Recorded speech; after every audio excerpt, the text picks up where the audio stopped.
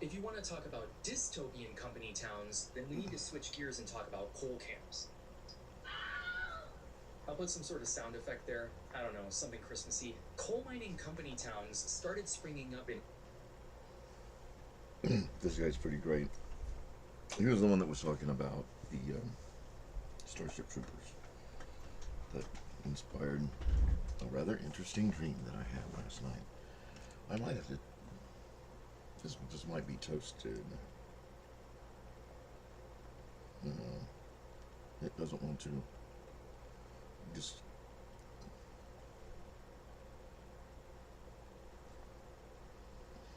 Doesn't want to unscrew a light. Fuck.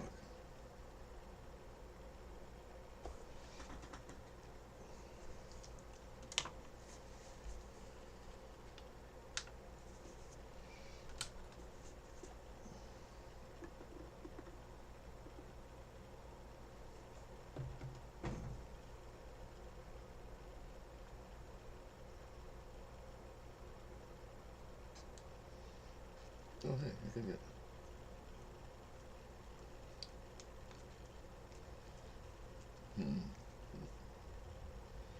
Something changed.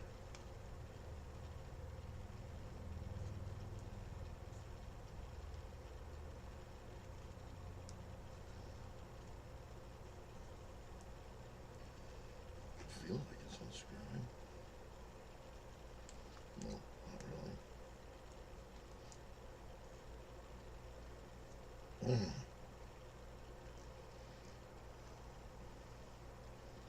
Why is it broken?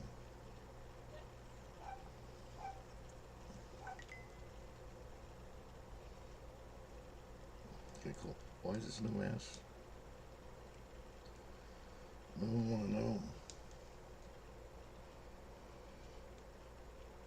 There's still some stuff in there too.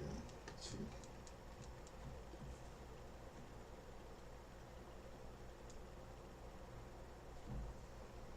Oh, there's the battery's dead again.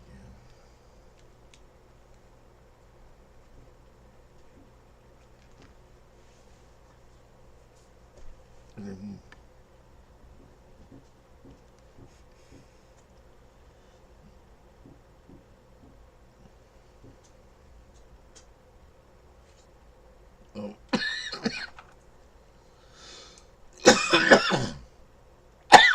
This one stopped working.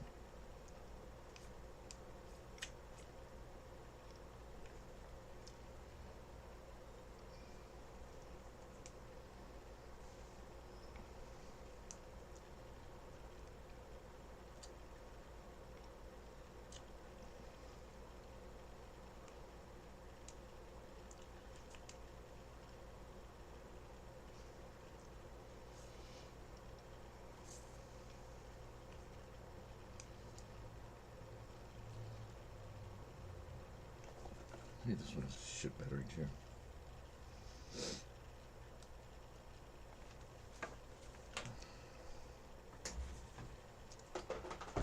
In which case, that leaves me with.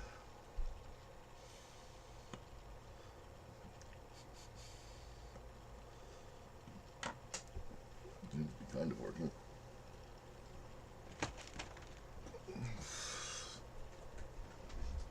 Eastern Pennsylvania in the 1870s. With the expansion of the railroad, coal production tripled by the 1890s, and mining camps could be found throughout Appalachia, and even as far west as Colorado. There were hundreds of independent coal operators around the country, with only 10 to 30 miners each. But the coal reserves found in West Virginia made it a hot spot for resource extraction, and by the 1930s, 80% of all U.S. coal came from Appalachia, and there were over 500 company coal towns in the region. These towns were built fairly close to the mines, and it was often a condition of employment that workers rent housing there. They could not buy. 80% of West Virginia miners lived in these company towns. The startup cost for one of these coal camps was fairly low, at only $20,000. All you needed was a tipple structure, a store, and some housing. Especially cheap mining operations might only start off with tents. If you were lucky, they might eventually build some proper housing and maybe even a school or a church. There were very few amenities outside of a saloon, bordello, or gambling hall. Only 2% of these West Virginia coal towns had recreational facilities, streets, parks, and comfortable housing, and only 14% had running water. Since the company owned all of the land, they barred outside businesses not affiliated with the company from operating in town. The only place you could buy anything was at the company's store. Along with essential items like food, the store also sold the equipment miners would need to do their job, like shovels, axes, lamps, and even TNT. The company didn't provide any of these. Workers had to buy it themselves. And to make sure miners shopped at their store, they didn't pay in cash. They used something called scrip, which is company-issued money denominated like US currency that is only redeemable at the company's store. Imagine working at Chuck E. Cheese and only getting paid in arcade tokens. Scrip was pretty plain in its design, often only having the company name on the front, and it was made out of whatever cheap materials the company could find, like brass or tin. If plastic existed back then, I'm sure they would have tried that too. Workers earned about 40 cents a ton, and most miners could dig up 5 tons a day. They weren't paid until the end of the month, after the company deducted things like rent, taxes, and school fees. Anything left over would be paid in scrip, which would eventually come back to the company anyway. Company store prices were often inflated by 10 to 25%. So even though this piece of paper says $5 on it, it was actually only worth like 4. If you were out of money, the company store would still sell you things on credit. This would be deducted from your next paycheck, and if you couldn't afford it, the paycheck after that. And if you couldn't afford this endless cycle is known as debt peonage and is a topic for another time. If you aren't being paid in actual cash, you can't build up a savings, which means you can never afford to leave your job at the mine.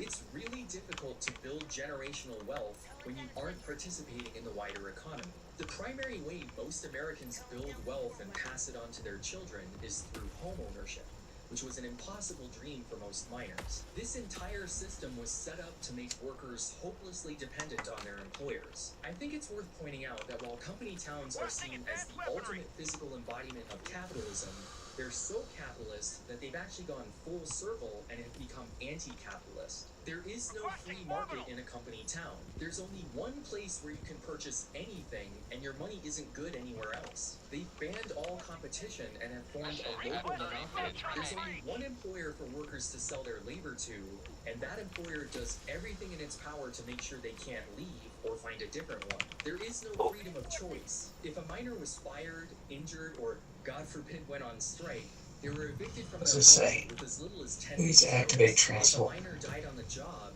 their family was likewise evicted. The courts ruled that employees basically only had master-servant rights, meaning they could only live on company property at the pleasure of their employer, and owners could search the premises whenever they felt like it. Law enforcement was run entirely by the company.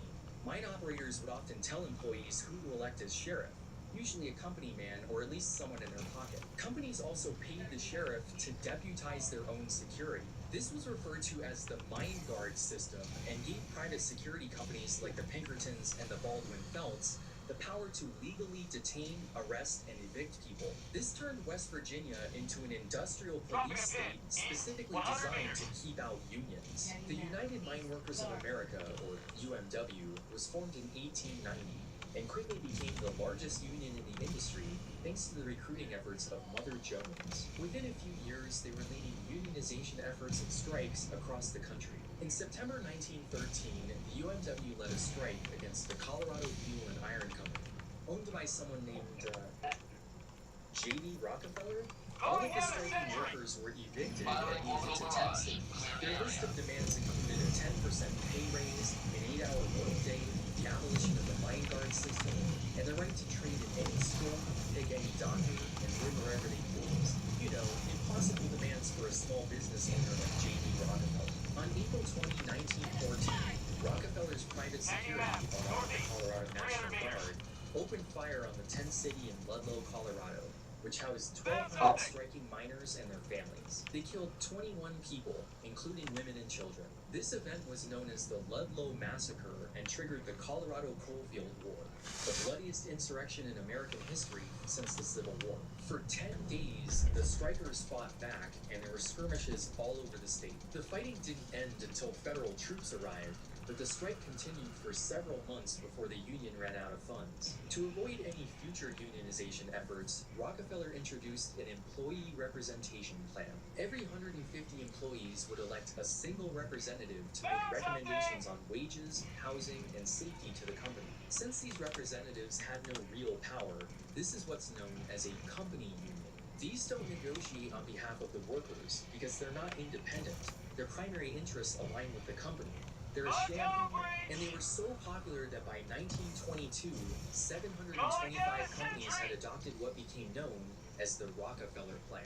During the 1920s, the UMW tried to organize the southern West Virginia counties of Logan, Mingo, and McDowell, and there were multiple shootouts between organizers and mine guards, including the Matewan Massacre in May of 1920. Local miners, backed by the Matewan Police Chief Sid Hadfield, ambushed a group of Baldwin Phelps agents who had been hired to evict the striking miners, killing 7 of them. All of the miners were acquitted or had their charges dismissed. The miners took this as an endorsement of their efforts and began firing on mine guards wherever they could be found. The violence got so bad that Mingo County declared martial law in May of 1921. This allowed them to arrest any agitators suspected of union organizing. But then the Baldwin Phelps Detective Agency decided to take the law into their own hands and assassinated Sid Hadfield in broad daylight on the steps of the McDowell County Courthouse. This caused the UMW to organize an army of 8,000 men. They began marching towards Mingo County with the express purpose of freeing all of the miners who had been imprisoned during martial law. Shit, back up, you two. Orbital Gatlin hidden there. I didn't see you. And their fiercely anti-union sheriff. On August 25th, 1921, at least 7,000 miners began a shootout against 3,000 sheriff's deputies, state troopers, and National Guardsmen. Anticipating the arrival of Thanks for the heads up. Sorry about that. Oh, good. I got out in time. gun nests along the ridge. By day 3, the sheriff was using World War I biplanes to drop pipe bombs on the strikers' positions. This event is known as the Battle of Blair Mountain, and it took the place of the Colorado Coalfield War as the largest armed uprising in American history since the Civil War. When federal troops arrived after a week of fighting, no more than 100 people had been killed in total, but 985 miners were arrested for treason against the state. This Anybody be able to reinforce P too close to where he but this died? also coincided with an overall drop in demand Wolf is near me. as oil and natural gas. Okay. He's also figuring out why I died. In 1920, the UMW had 500,000 members. In 1928, there were only 100,000. West Virginia coal mines are the quintessential company towns, and we talk about them as if they disappeared a century ago. 16 Tons, the song everybody is quoting down in the comments, came out in 1947. This actual coal strip I bought specifically for this video came from the Glen Alum Coal Company in Mingo County, West Virginia, and was minted in 1948. Charger. The strip was used in the United States well into the 1960s. Any discussion on company towns would be incomplete without mentioning the largest one ever built in America, Gary, Indiana. It was founded 30 miles outside of Chicago in 1906 by the U.S. Steel Corporation. In a testament to industrial efficiency, the entire city is plotted out as a perfect north-south, east-west grid, and all of the streets are named after presidents or numbers. Initially, they didn't want to build worker housing, offering up empty lots in much the same way Hershey had. But none of the workers could afford it, and even though U.S. Steel eventually put up apartments and single-family homes, most of the workers still commuted from Chicago. Eventually, slums and tent cities were built on the south side of town. Just like every other company town we've talked about so far, they initially tried to restrict the sale of alcohol to keep their workers sober and healthy. But by 1911, there was one saloon for every 88 residents. U.S. Steel had become quite infamous for starving out unions by shutting down plants which had any membership. Like most company towns, the idea behind Gary, Indiana was to keep out unions. During World War I, workers had to sign the Pledge of Patriotism, vowing to oppose any disruptive actions and participate in flag days and parades. You see, going on strike would hurt the war effort and was deemed unpatriotic. Prior to this, these were known as yellow dog contracts, where workers would permanently sign away their ability to ever join a union. But the World War offered an opportunity to rebrand unionization as un-American. Once the war was over, workers assumed things would go back to normal and they'd be allowed to organize. One of the things workers wanted was an 8-hour workday. Gary, Indiana operated on 12-hour shifts, and U.S. Steel said they would need at least 60,000 more workers to keep the same level of productivity if they switched. The resulting steelworkers strike in 1919 was the beginning of the first Red Scare. The strike involved over 350,000 steelworkers and wasn't broken until General Leonard Wood arrived with 4,000 federal troops. Over 10,000 labor organizers were arrested, and many of them were deported. The industrialists had successfully tied capitalism to patriotism in the public's mind, and any union activity was seen as foreign and disloyal. It was either German propaganda or worse, Bolshevism. U.S. Steel called this scheme the American Plan, and between 1921 and 1923, they cut union membership by at least 180 degrees. Either way you turn it, it's fine. Also the same year they adopted the 8-hour workday. The same one. The extra workers there you go. Using any productivity. Stop. Go figure. When the Great Depression hit, immigration restrictions forced U.S. Steel to look within the United States for a cheap labor force. By 1930, there were 24,000 workers in Gary, 37% of which were black or Mexican. In 1967, the first black mayor was elected, which triggered a phenomenon known as white flight, where all of the white people in town moved out to the suburbs, communities on the edge of town that didn't really exist until World War II. The original point of company towns, aside from making money and keeping out unions, was to provide workers with housing near the job site, because you had to live within walking distance of work. All that changed with the invention of the automobile, and specifically when Henry Ford made them affordable to the average consumer. The Ford Motor Company was founded in 1903. This was actually Henry Ford's third attempt at creating a car company, but since I already made that joke about Hershey, we won't get into the details. Ford was even more of a paternalist than Hershey. He created a sociological department within his company to keep tabs on workers' private lives, including their sex lives, and helped Americanize his mostly immigrant workforce. His employees were required to live a wholesome life. They were encouraged to follow Protestant values like cleanliness and take up hobbies like gardening over vices like tobacco, alcohol, and dancing. He quite famously began paying his workers $5 a day in 1914, which was double the industry standard. While this might sound like a really benevolent thing to do, he was actually creating customers for his own product. Ford's muscle man, Harry Bennett, regularly pressured employees into buying Ford vehicles. Bennett was the head of Ford's service department, which was his private security, keeping out unions and enforcing the moral code. In 1917, they began construction on the 2,000-acre River Rouge complex in Dearborn, Michigan. A year later, he bought the local newspaper, the Dearborn Independent, and began using it to spread his interesting ideas on history and society.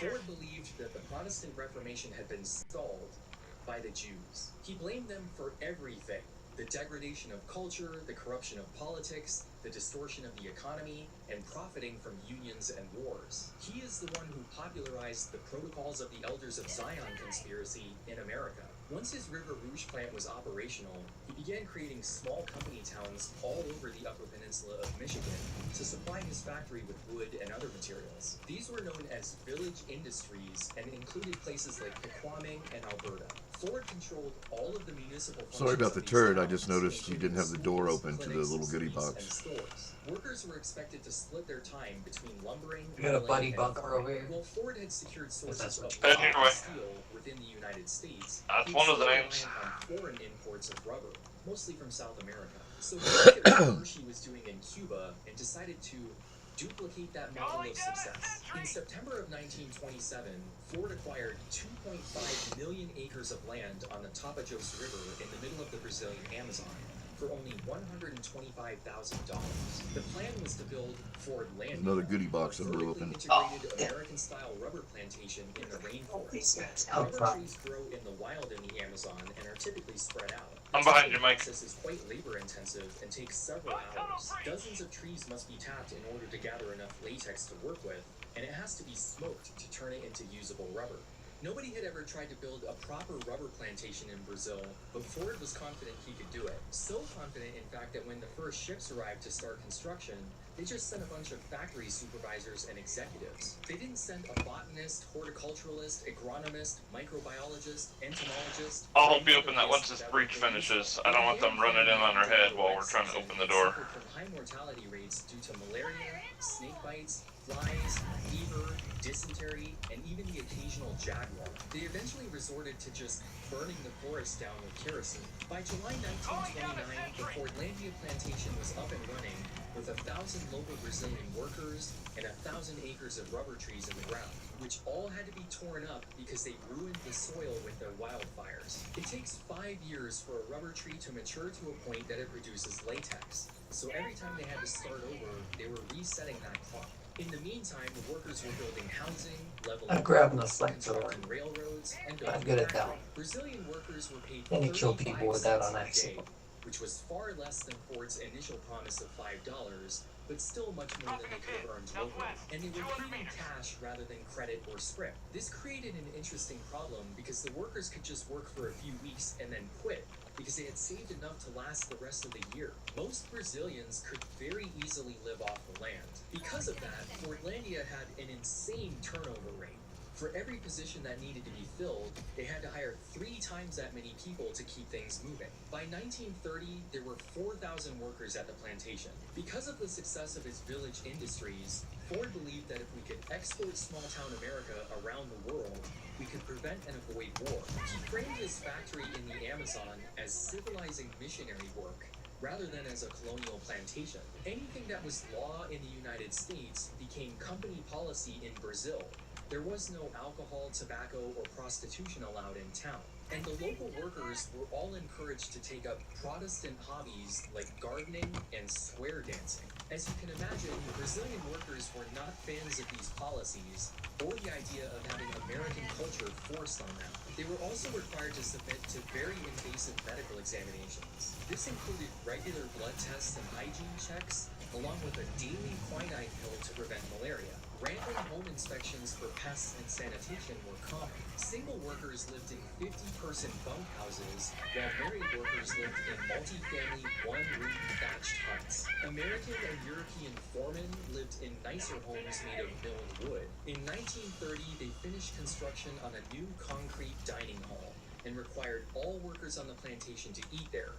Workers sat at giant tables and were served by waiters. They said this was to discourage workers from going to the bar while encouraging a healthy diet. But in truth, this solved one of the key issues on the plantation by giving workers something to spend their money on. The cost of their mandatory meals was deducted from their paycheck. In December of that year, the new site manager decided to switch to an all-American cuisine and stop waiting tables in favor of serving people cafeteria style. This is when you wait in line, get your tray of food yourself, and then sit down. The Brazilian workers were furious about the long wait and disgusting food and began a riot, destroying We got a buildings, breach happening from the south. infrastructure, and any Through on property 380. they could find. They even cut the electricity and telegraph lines so nobody could call for help. The Americans fled on a tugboat they had docked at the pier specifically for that purpose. And 2 days later, they returned with the Brazilian army to assess the damage. Ford paid all of the workers Another 180. to the day of the riot and then fired every single one of them. After that fiasco, Ford sent a new manager to Brazil who hired 1,500 married workers, specifically because they would be beholden to their families and hopefully be a more stable and loyal workforce. He also I'm sorry. allowed independent businesses to operate in town. They expanded the school system to enroll all students, not just the American ones, and eventually built a civic center, a water tower, Stop. a movie theater, and a golf course. We In good? 1933, Yeah, that's it. There were over 3,000 acres of rubber trees in the ground, but they were still too young to produce any latex, which makes this next move a little strange. In 1934, they decided to abandon everything and start over at a new plantation named Belterra, 70 miles downriver, mostly because it was closer to the coast and the rest Supplies of coming down? civilization. At this new plantation, they decided to place the trees even closer together to maximize the profitability of every square inch of land. By 1936, they had developed a double bud grafting technique that created mutant rubber trees out of 3 different strains. First, a tree with strong roots, then a high-yield latex-producing trunk, topped off with a crown of disease-resistant leaves. The trees were placed so close together that when blight arrived in 1940 and insects came raging through in 1942, over 70% of the crop was lost. Remember that every time that happened, they had to reset that do it with the other diamonds. And if somebody wants to double dip, they can, because I don't need anything. Passed as part of the New Deal, which guaranteed the right of workers to organize themselves into unions and be recognized. GM and Chrysler signed contracts with the United Auto Workers in 1936. But Ford thought unions were a Jewish invention and that the Roosevelts were conspiring to steal his factory from him, so he refused to even negotiate. He regularly sent out Harry Bennett and his service department to rough up organizers. In May 1937, they were caught on camera during the Battle of the Overpass. Some new toys The there. National Preston. Labor Relations Board found the Oh, the lightning gun is my favorite weapon in the game. Ford I use this all the way up through Div 10. in 1941. Since Brazil is a completely different country with completely different And that politics, grenade gun? Portlandia and Belterra It were works pretty unionized in 1937 and 1939. Ford's colonial company towns had unions before his American factory. As Better than close all the holes all the propaganda time. during World War II, they had Disney produce this documentary playing up Ford's achievements. Among the present-day pioneers of the Amazon who are lighting the way for others to follow is Henry Ford. Ford's rubber development on the Tapajos River is an enterprise of historic proportions. Brazil signed on to FDR's Good Neighbor policy and semi-nationalized the rubber industry. The seeds and grafting techniques were shared with the rest of Latin America, and Fordlandia was basically turned into a U.S. military outpost for the duration of the war. Fordlandia and Belterra combined never produced more than a few hundred tons of rubber and were never profitable. The Ford Motor Company sold off and abandoned the Brazilian plantations only 2 months after the war ended. Today, the Ford plantation is a successful enterprise, a tribute to skill and science, the new weapons of the 20th century pioneer. Since this documentary was produced for the government and is therefore in the public domain, Disney can't make any money off of its distribution and has made it almost impossible to track down. Unlike the thousands of documentaries and non-fiction titles you can easily find on CuriosityStream. CuriosityStream is a subscription streaming service which you can access across multiple platforms. Want to see a modern documentary about the Amazon rainforest? Check out this episode of Deltas of the World. I Just wonder make sure what, you take your quinine all that pills is like. first. By signing up for CuriosityStream, you'll also get access to Nebula, a streaming service built by fellow YouTubers to collectively bargain against the algorithm. All of my content is hosted over there ad-free, and viewers who watch this video over on Nebula are currently seeing an exclusive segment about wartime industries in America. Are military bases considered company towns? Find out the answer by heading over to curiositystream.com/knowingbetter. That was For a almost limited a time, horrible you can get a 26% discount on both CuriosityStream and Nebula, which is only $14.79 a year. You'll also be supporting the channel when you do. While Fordlandia, Belterra, and even village industries like Pequaming in Alberta were dictionary definition company towns, the River Rouge plant in Dearborn, Michigan was more of what we call a single enterprise unit. The company doesn't own the stores or houses, but they are by far the largest employer. If they were to leave, the local economy would collapse, which is exactly what we saw in Gary, Indiana, and Detroit, Michigan. There are hundreds, if not thousands, of these around the country today. These include places like Corning, New York, dominated by the Corning Glass Works, which moved there in 1868. They made light bulbs, Pyrex cookware, fiber optic cable, and now LCD panels. Austin, Minnesota is controlled by Hormel Foods, which set up shop in 1891, earning it the nickname Spamtown, USA. And then there's Kohler, Wisconsin, dominated by Kohler, the plumbing fixtures manufacturer. All of these companies hold strong influence over local media and politics, often telling employees directly who to vote for. Kohler's city council exists solely to rubber stamp company policies. Disney has a similar setup in Reedy Creek, a residential area within Disney World, Florida, where employees live and are expected to vote for policies favorable to the company. Since single enterprise communities typically don't own worker housing, they've had to resort to other methods of maintaining loyalty. Most of them have adopted employee retention schemes. Not a like single one of them retirement went away from me. on-site childcare, education benefits, and most commonly, health insurance. All of these are modern methods of making sure you can't leave your job. If the company can't evict you from town, they can at least control your entire family's health care, including which doctors you visit and what medicines you receive. You don't want to quit and have a lapse in your insurance, do you? After World War II, the automobile and the suburbs gave birth to a cousin of the single enterprise community known as the corporate campus. These are gated office complexes, usually located a few miles outside of town. The first of these were built in Summit, New Jersey by Bell Labs in 1944, and were soon followed by IBM in 1957 and PepsiCo in 1958. But nowadays, we typically associate these with tech companies in Silicon Valley. Google's complex in Mountain View, California was built in 2004, and Facebook built their campus in Menlo Park in 2011. These campuses offer numerous on-site amenities to attract talent. These include free food, gym memberships, laundry service, daycare centers, massage parlors, and even isolation pods where you can take power naps. Both of these companies have announced plans to build worker housing in the next few years. Facebook in particular wants to expand their Willow Village campus to include a grocery store, pharmacy, hotels, gyms, and even a school. This would transform them from a corporate campus to a full-blown company town with a white-collar twist.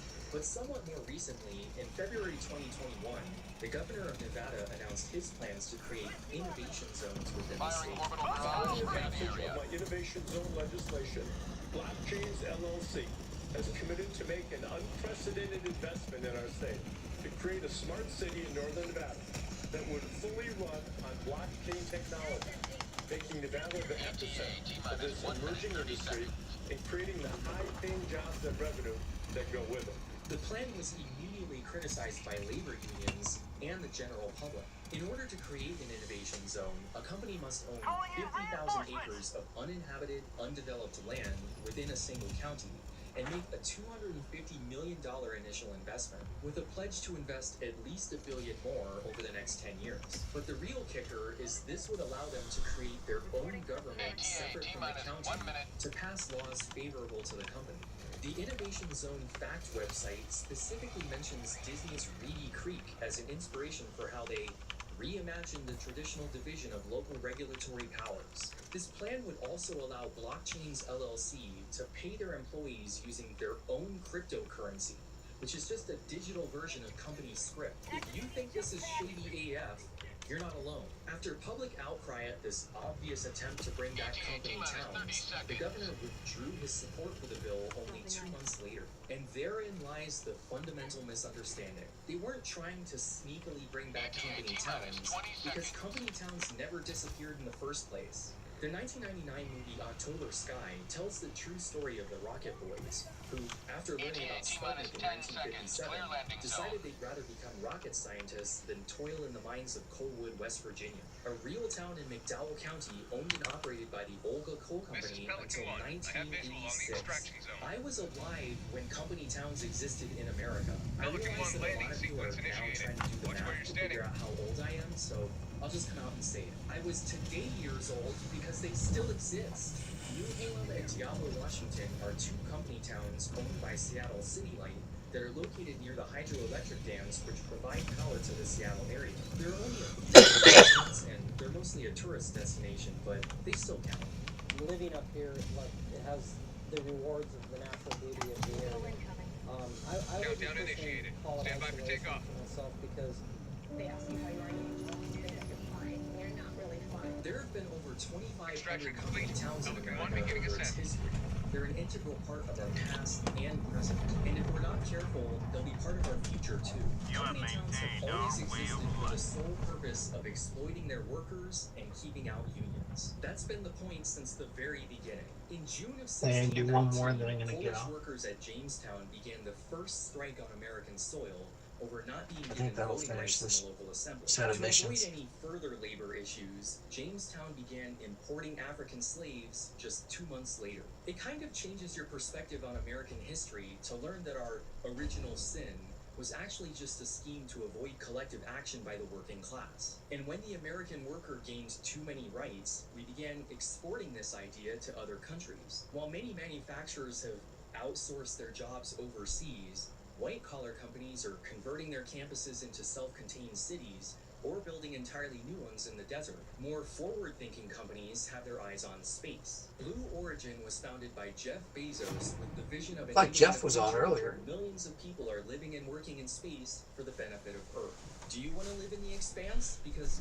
that's how you Nacho beans? If Elon Musk gets to Mars before any actual country, that incredible moment for humanity won't be regarded in the history books with the same reverence as Apollo. Yeah, I've only been up for maybe an hour and a half. A distant backwater corporate colony founded with some extreme opinions on capitalism that'll probably declare independence the moment it becomes self-sufficient.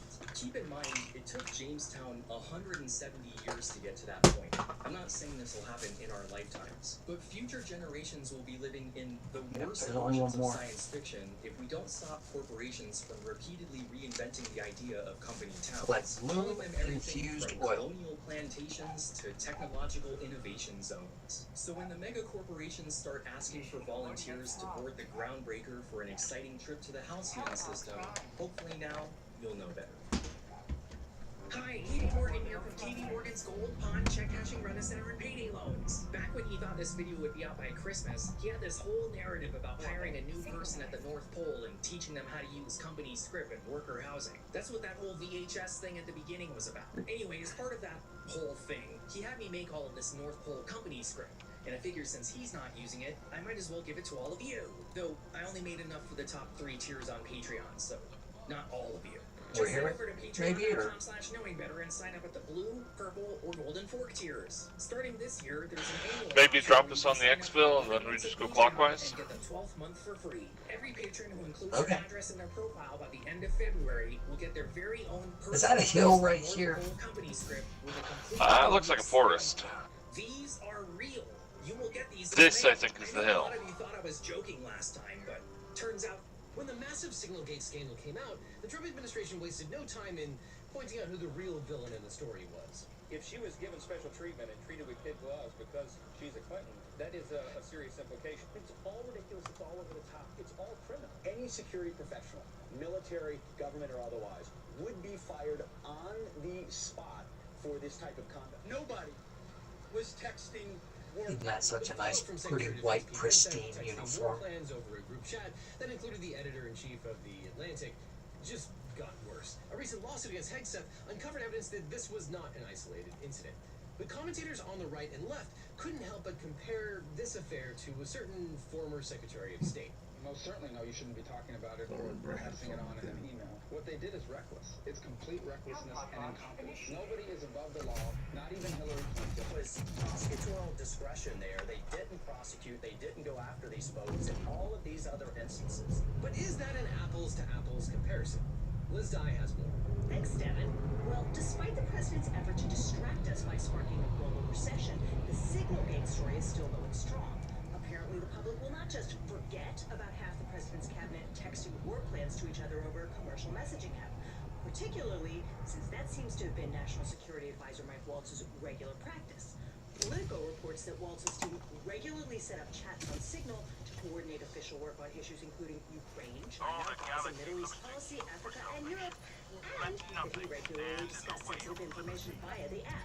Although he managed not to add the editor-in-chief of The Atlantic, Jeffrey Goldberg, to all of his chats. Hey, could be worse. You could have added the editor of The Atlantic again. You did. I'm also here. That was a little too much for one former politician. In an opinion piece in the New York Times, Hillary Clinton wrote, "It's not the hypocrisy that bothers me, it's the stupidity." But it was about to get stupider. Originally, Waltz suggested that Goldberg's number got sucked into his phone, or perhaps that the journalist had hacked into the chat. Well, if you have somebody else's contact and then somehow it gets sucked in, it gets sucked in. He promised to put Elon Musk and his team of tech dudes on it toot sweet. But Hugo Lowe, Big buckle there, isn't it? It's a big one right here. Goldberg, who is a very good journalist, emailed a question to Waltz's deputy Brian Hughes during the 2024 campaign. Goldberg's email was forwarded to then Trump spokesperson Brian Hughes, who then big, the content of the email, including the signature block with Goldberg's big phone number into its 500-pounder coming in. sent to Waltz. The number was erroneously saved during a contact suggestion update by Waltz's phone and stored under the name Brian Hughes, who is now the spokesperson for the National Security Council. Waltz thought he was adding Hughes to the classified war plans chat, but he was actually adding Goldberg. So if you think about it, this was really Siri's fault. Oops, my bad. Hughes later told Politico that any claim of use for classified information information is 100% untrue. But then Goldberg called their bluff and published the warfare they tested him in advance. No serious person stuff would be unclassified. He's literally talking about troop movements before a drone strike in Yemen. Hughes also said that Signal is one of the approved methods of communicating with the understanding that a user must preserve the record. Which is a weird thing to say when your boss just got caught changing the auto-delete settings from 4 weeks to 1 week that cannot be archived. Politico reporter Dasha Burns got some amazing blind quotes, including one source who said Waltz built the entire NSC communications process on Signal, and another who said this is a bunch of folks who have never been here before and couldn't switch from campaign mode. And in some sense, you can understand that. Pete Hegseth was a weekend anchor on Fox.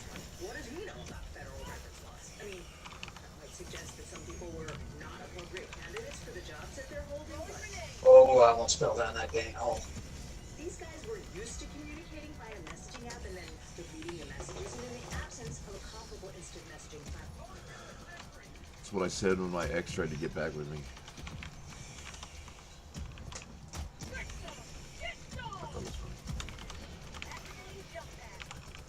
What the heck?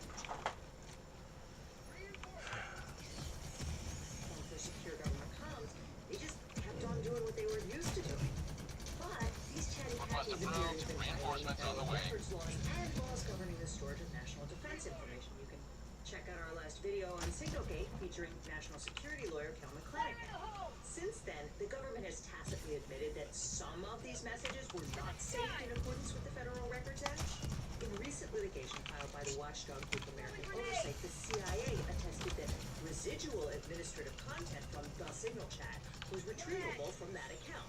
What exactly is residual administrative content? Because residue implies that something used to be there, and now it is not. The affidavit from the State Department says that images of the Signal chat in the possession of the Office of the Secretary have been captured. Which kind of suggests that some images have not been captured, right?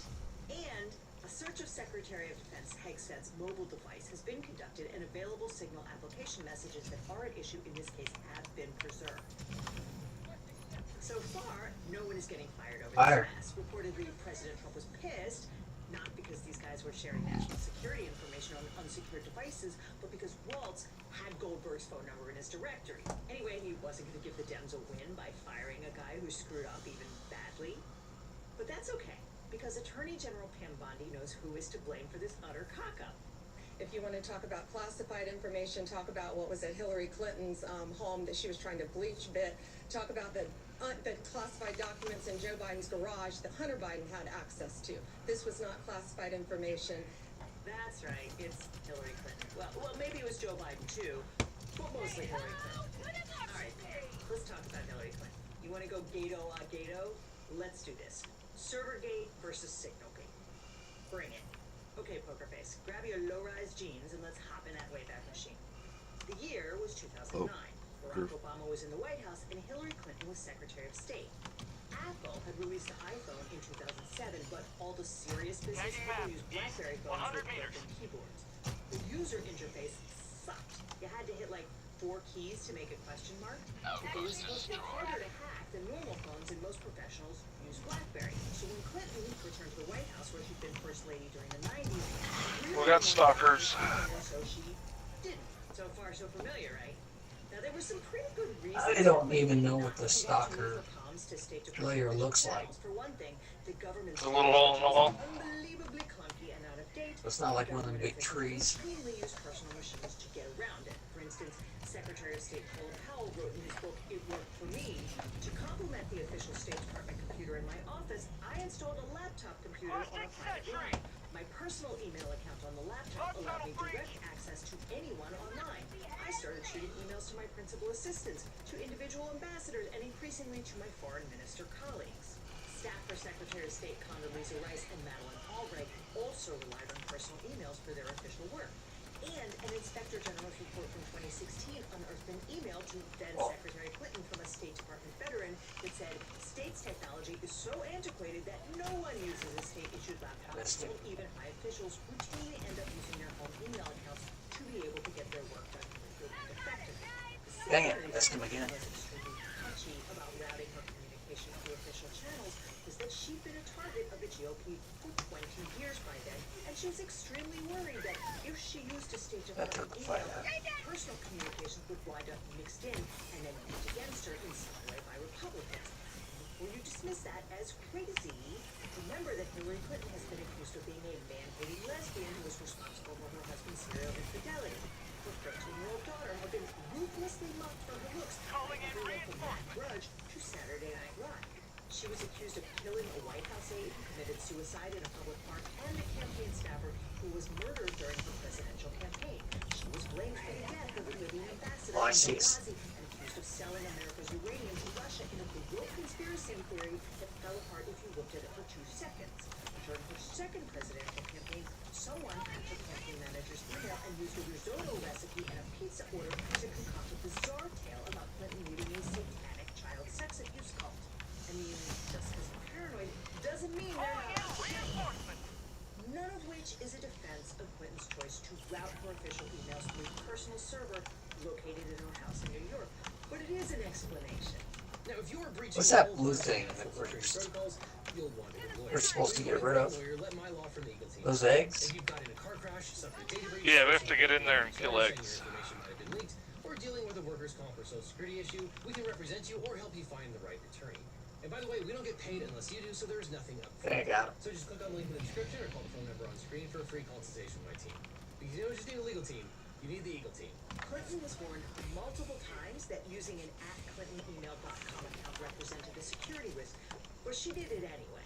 She reasoned that it was fine because she took care never to send classified information on her personal email, unlike, say, the PPC small group, which was texting war plans willy-nilly and seemed not to have been remotely concerned with laws governing dissemination and storage of national security information. A report issued by Justice Department Inspector General Michael Horowitz in 2018 observed that Clinton and her Stalker. staff used Got one down.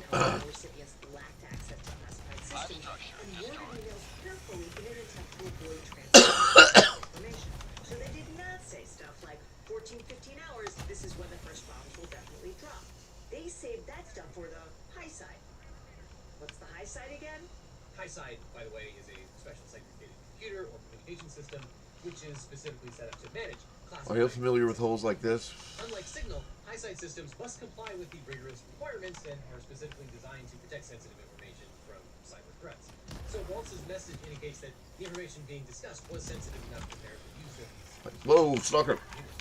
Thanks, Devin. Yeah. But wherever Clinton intended at least some classified information. That one came right out of the ground. Okay, these holes right here. Not marked as classified when it was sent, it was retroactively classified later. Another one? Oh no, you just stay away from those. If you fall down them, you'll die. And watch this. Consisting of 8 individual emails that contain at least one paragraph marked C, indicating the president's information classified as a confidential letter. They blow up real big when you throw a grenade at them. She either did not see those markings or thought that they were basically. Oh, it's one of the stock things. Horowitz noted that none of the emails contained clear classification markings, and only 3 email chains contained any classification markings of any kind, with 1 or 2 paragraphs that were marked C for confidential, but contained none of the other required markings, such as classification headers.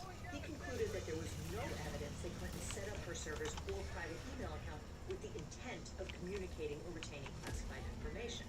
It's worth noting that Republicans have argued for years that Clinton violated a couple of provisions of 18 U.S.C. Section Stalker's on my back. better known as the Espionage Act. First, they say that she violated Clause 1's ban on removing national security information from its proper place of custody. Essentially, they're saying that she was grossly negligent to set up a server that wound up storing national security emails, whether she intended to put them there or not. Alternatively, they argued that the server must have been hacked, something which has never been established, and thus she violated Clause 2 by allowing national security information to fall into the hands of someone not entitled to have it. Some critics have even suggested that she intentionally deleted government emails to cover her tracks. Again, never been any proof of this. And in fact, the reason that they were able to go over all these emails with a fine-tooth comb and ask her about them years later was that Hillary Clinton kept those emails and handed them over when asked. We said in the last Signalgate video that Mike Waltz and the Trump administration officials on that Signal group chat might be in trouble because they sent their messages to auto-delete and did not send a copy to their official accounts. That would appear to be a violation of the Federal Records Got a Act, bunch of- specifically 44 U.S.C. Section 2911. An officer or employee of an executive agency may not create or send a record using a non-official electronic messaging account unless they forward it to their official email account within 20 days. Note that this part of the statute was added in 2014, after Hillary Clinton had left office, so she could not have violated it. But the fact is that Clinton did not ensure that the government had copies of all her emails. So in October of 2014, the State Department contacted Clinton along with former Secretaries of State Albright, Rice, and Powell and asked for any government records in their possession. That put Clinton in an awkward position of her own making because she had commingled her work and her personal emails, and now she had to separate them out and turn them over to Uncle Sam. And meanwhile, Republicans were looking to torpedo her presidential hopes in 2016 by blaming her for the terrorist attack on the U.S. diplomatic compound in Benghazi, Libya in 2012. Everybody thought I found some spore spears, it looks like. But we put together a Benghazi special committee, a select committee. What are her numbers today?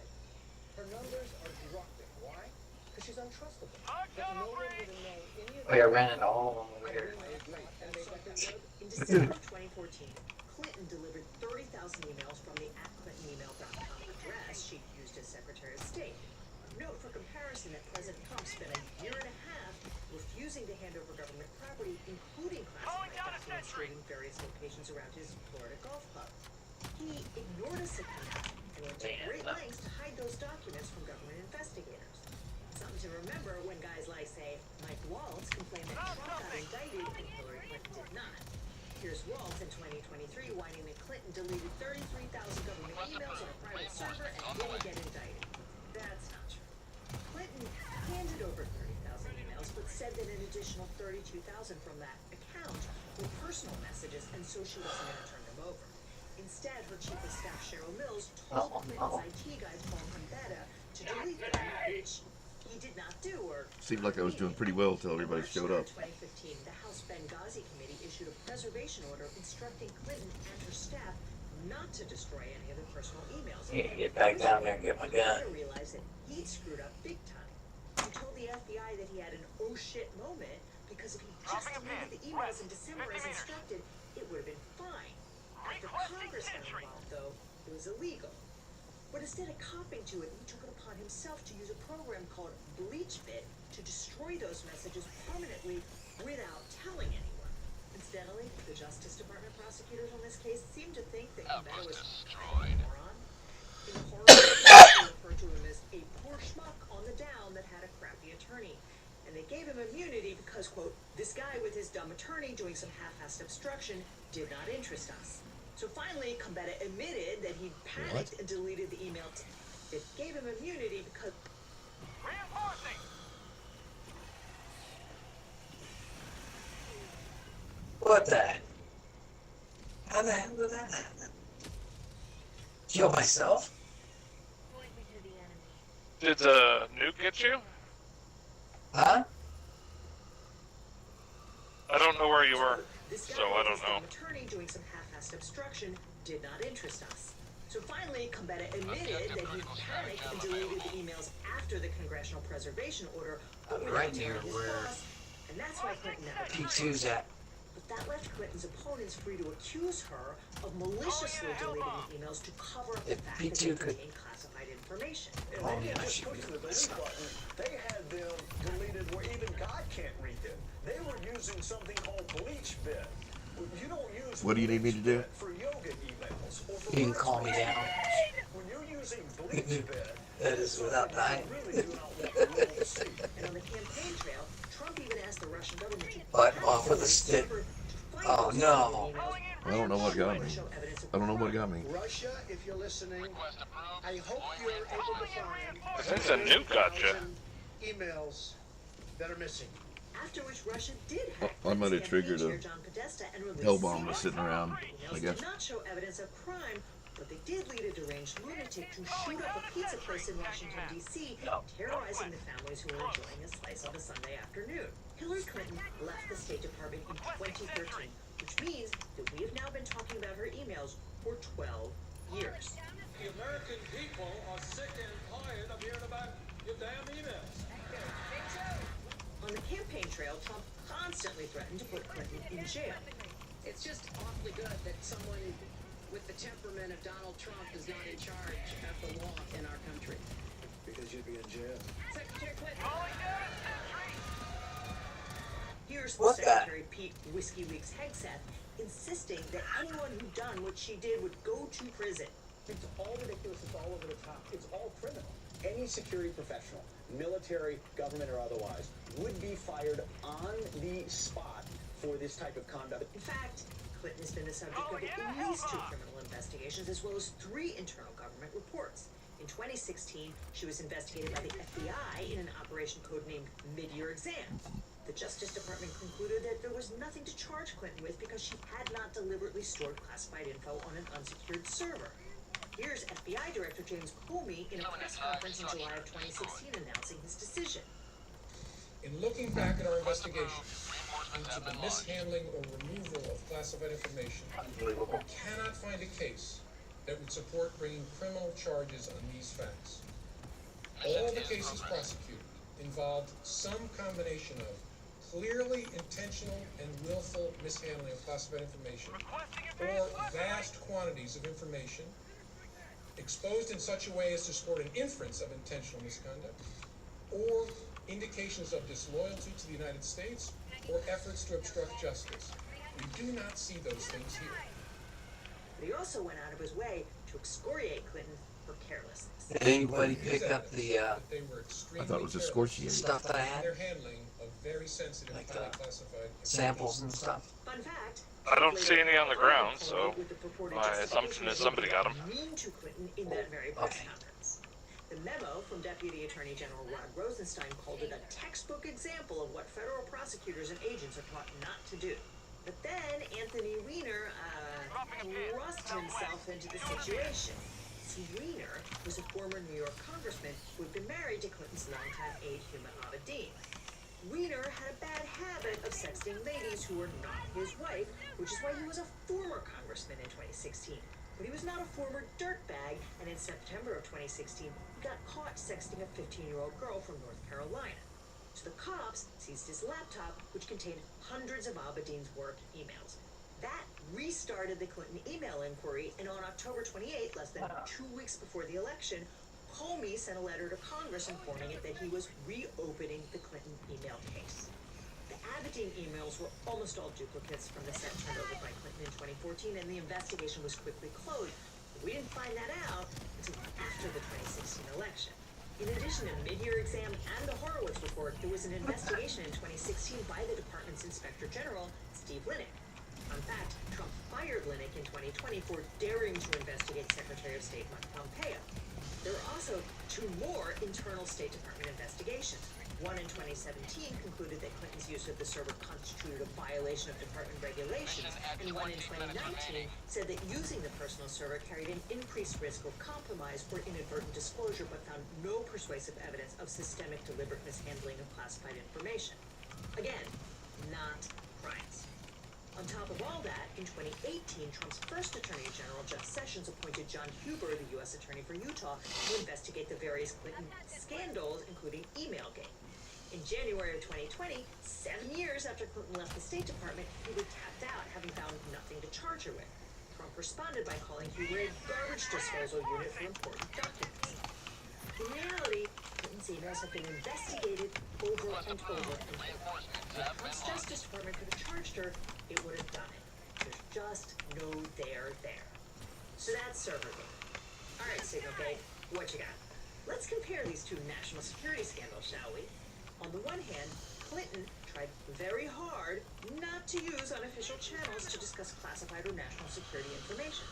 On the other hand, Trump's entire national security leadership, including Secretary of State Rubio, Vice President Vance, Director of National Intelligence Tulsi Gabbard, and CIA Director John Ratcliffe, plus of course Secretary of Defense Hegseth, were fist-bumping each other over battle plans, almost certainly from their phones. And while some government departments allegedly allow officials to use Signal, no one on this chain has said whether they use their secured government devices or just a regular off-the-rack iPhone.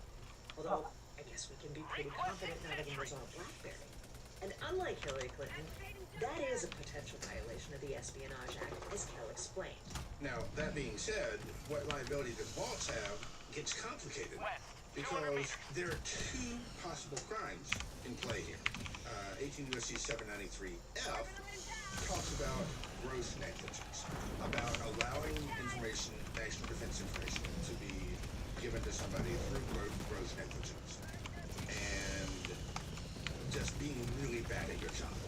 That is what Waltz was doing. The second crime that Waltz could have committed is 793D.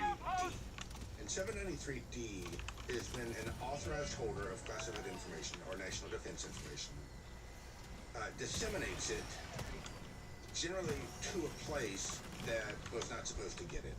You can't talk about classified information on the phone, on the cell phone, even on an encrypted cell phone. You have to talk about it on special lines that are set up, for instance, in the embassies and the house of the SecDef and the house of the Secretary of State and the house of the Director of the CIA.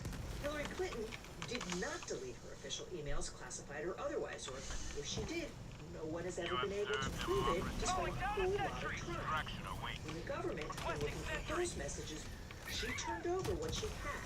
In contrast, Waltz's Houthi PC small group set their messages to auto-delete and do not appear to have archived them. Remember, they're in litigation now, and no one from that group chat is saying it is our regular practice to make sure to CC my government email. That's why they're all making squirrely noises about residue, because messages from at least one person on that group chat have already gone poof. My staff wasn't working. And according to Politico, that's how Waltz and the boys run things on the regular. Under the Federal Records Act, government officials cannot just destroy documents. They have an affirmative obligation to retain them. And these guys clearly didn't. So no, there's no comparison. I dropped you right where you were. And interrogated. Sorry about that. And the other... I don't know if I did it or not. That's probably... Well, that's fine. There's too much crap going on anyway. It was pretty busy. These guys. They're not going to get a special counsel the way Joe Biden did when he discovered a handful of classified documents in his garage and immediately called the FBI. They're not going to get some U.S. attorney crawling all over them for years on end. They're not going to get a House Benghazi committee. They're not even going to get inspectors. It's getting real hot in here. We shouldn't leave. We don't need to be here anymore. Since one of the first things Those lasers are everywhere. was to fire a whole bunch of IGs. Attorney General I hit the map and all I saw was red. It kept closing in from everywhere. Yeah. Routine use of a disappearing messaging app to disseminate national security information in disappearing ink. That's the main difference here.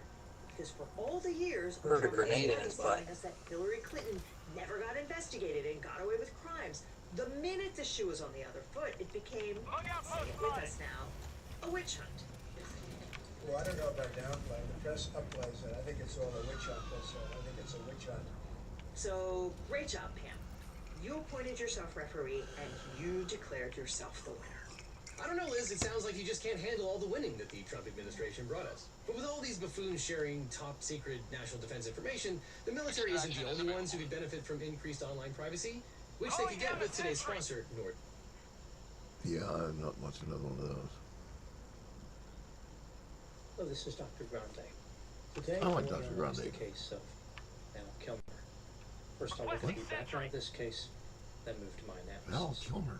Val Edward Kilmer was born on December 31, 1959, in Los Angeles, California. His father, Eugene, and his mother, Gladys, divorced. There's still bug holes in here. 1968. In 1977, Val's 16-year-old brother, Wesley, Yeah, had there an is. epileptic seizure in a jacuzzi. Drowned. There High we go. school, Val attended the Juilliard School in New York City. Good He was job. the youngest student accepted up to that point. His career started off with television commercials, Juilliard. an episode of an ABC after-school special with Michelle Pfeiffer, and a Wow. Broadway theater performance called The Slab Boys, which featured Kevin Bacon and Sean Penn. Nice. In 1984, Val's career received a boost when he had a starring role in the action comedy movie Top Secret. Yeah, I was This just film was talking a about that spoof movie. on spy movies and had the same comedic style as the legendary 1980 film Airplane. After this, Val Kilmer continued to have success in Hollywood. Here are just a few of his movies. In 1985, Val played the lead character in a science fiction comedy titled Real Genius. In 1986, Val became a major star when he played the naval aviator Tom Iceman Kazansky alongside Oh, Tom you gotta Cruise be as kidding. Maverick in the blockbuster military action movie Top Gun. In the 1991 movie The Doors, Val starred as the musician Jim Morrison. That was a In pretty good movie. 1993, That's he some hot transformed chicks. into the gunfighter Doc Holliday in the critically acclaimed Western film Tombstone. He co-starred with Kurt Russell. In the 1995 Yeah, movie got him. Batman Forever, Val was Batman. Also in 1995, he played a bank robber in the crime drama Heat, along with Al Pacino and Robert De Niro. Val Kilmer battled man-eating lions alongside Michael Douglas in the 1996 movie Ghost in the Darkness. In the 1997 film The Saint, Val had the leading role as a high-tech thief and master of disguise. After this, Val had trouble getting traditional studio roles because he had developed a reputation as difficult, argumentative, and combative. He continued to act, but many of his movies were not particularly well known, and they did not catch on. For example, in 2010, he appeared in the spoof of the MacGyver TV series. You don't leave a Helldiver behind. In 2015, Val Kilmer was diagnosed with throat cancer. In 2022, he appeared in his last movie, Top Gun Maverick, where he reprised his role as Iceman and had an emotional reunion with Tom Cruise's character, Maverick. As far as his love life, Val Kilmer dated a number of women, including Cindy Crawford, Daryl Hannah, Cher, and Angelina Jolie. From 1988 to 1997, he was married to Joanne Raleigh. The couple had 2 children. On April 1, 2025, Val Kilmer died at the age of 65. His cause of death was pneumonia. There were many other underlying factors that contributed, including respiratory failure and cancer on his tongue. Now moving to my analysis. Here are my thoughts on a few areas that stood out to me in this case. There we go. Now the temps are going up. Val Kilmer believed in Christian Science. He picked up this belief system from his parents. Christian Science is based on the teachings of Mary Baker It went down Eddy. to 96. It is Because the sometimes fire went out while I was confused with napping. It went Scientology. up to 96. They are Now, completely from different 99. belief systems. Scientology was based So on hopefully... Oh, I need to go check on the coal. I have a separate video covering his life. See The how core it's belief going. of Christian Science is that illness and injury are spiritual and not physical. Therefore, they can be healed through prayer and through understanding God's perfection. 173 is okay. Unfortunately, Val Kilmer's belief in Christian Science may have contributed to his death. In 2014, Val was forced to cancel his one-man show Citizen Twain after losing his voice. At the same time, he noticed that he had a lump in his throat and he was having difficulty swallowing. Instead of going to see a physician, Val decided to wait. He leaned on his faith in Christian Science. One day in 2015, he started vomiting blood. Val called 911 and accepted traditional and conventional treatment. This is when he was diagnosed with throat cancer.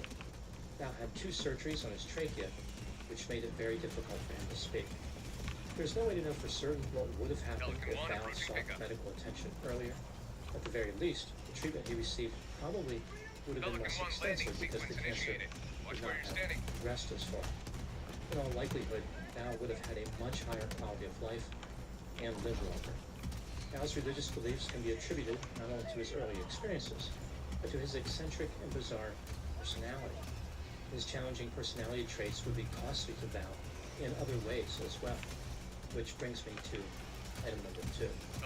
In the mid-1990s, major studios in Hollywood were pretty tired of Val Kilmer. They loved the money that he brought in, but he was extremely difficult to work with. He was described as argumentative, combative, and fancy. Val had a habit of taking a camcorder on the sets and recording people over their objections. He would fight with crew members, arrive on set late, and say his lines so quietly no one could hear him. The director of Batman Forever called Val childish and impossible. The actor Marlon Brando threw Val's phone into a bush and told him that he confused the size of his salary for the size of his talent. Item number 3. Val Kilmer ran into financial problems despite his early success in Hollywood. In 2010, the IRS placed a $500,000 lien against him for unpaid taxes. A number of factors conspired against Val, which led to his financial distress. For example, after the mid-1990s, he wasn't offered big money acting jobs anymore. The medical treatments necessary to treat the cancer were expensive. Val Kilmer mismanaged his real estate and ended up losing millions of dollars. And he dumped money into passion projects that were commercially unsuccessful, like his one-man show, Citizen Twain. Item number 4, what do I think happened in this case? Good game. This is just a theory, my opinion. Val Kilmer was creative, intelligent, impulsive, erratic, artistic, Spent a lot of time dead. argumentative, arrogant, confident, outgoing, whimsical, and had a sense of entitlement. In his autobiography, Val explained how magical thinking was critical in his life. He referred to his mind like a pinball All right, machine. I gotta go. He used I'll see you later. language, Peace out. investigated bizarre I'm dipping GGs. too. and I wrote need to go poetry. get breakfast. He described himself as a All right, ham, laters. a rebel, and a person who always wanted to be an actor. He was drawn to the excitement of being on stage, but rejected the party lifestyle of the Hollywood elite. Let's take a look at his personality on the 5-factor model.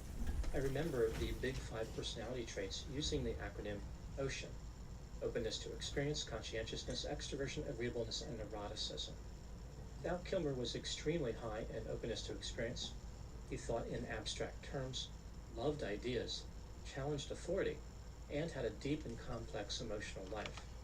When a person is too high in openness to experience, they can become disconnected from reality and susceptible to unusual beliefs. To some extent, acting is about becoming fully invested in something that's not real. Val Kilmer was always right on the verge of being lost in fantasy, so it was a short trip for him to be an actor. Val had low conscientiousness, which left him impulsive, disorganized, and irresponsible. This could explain why he was disruptive on movie sets.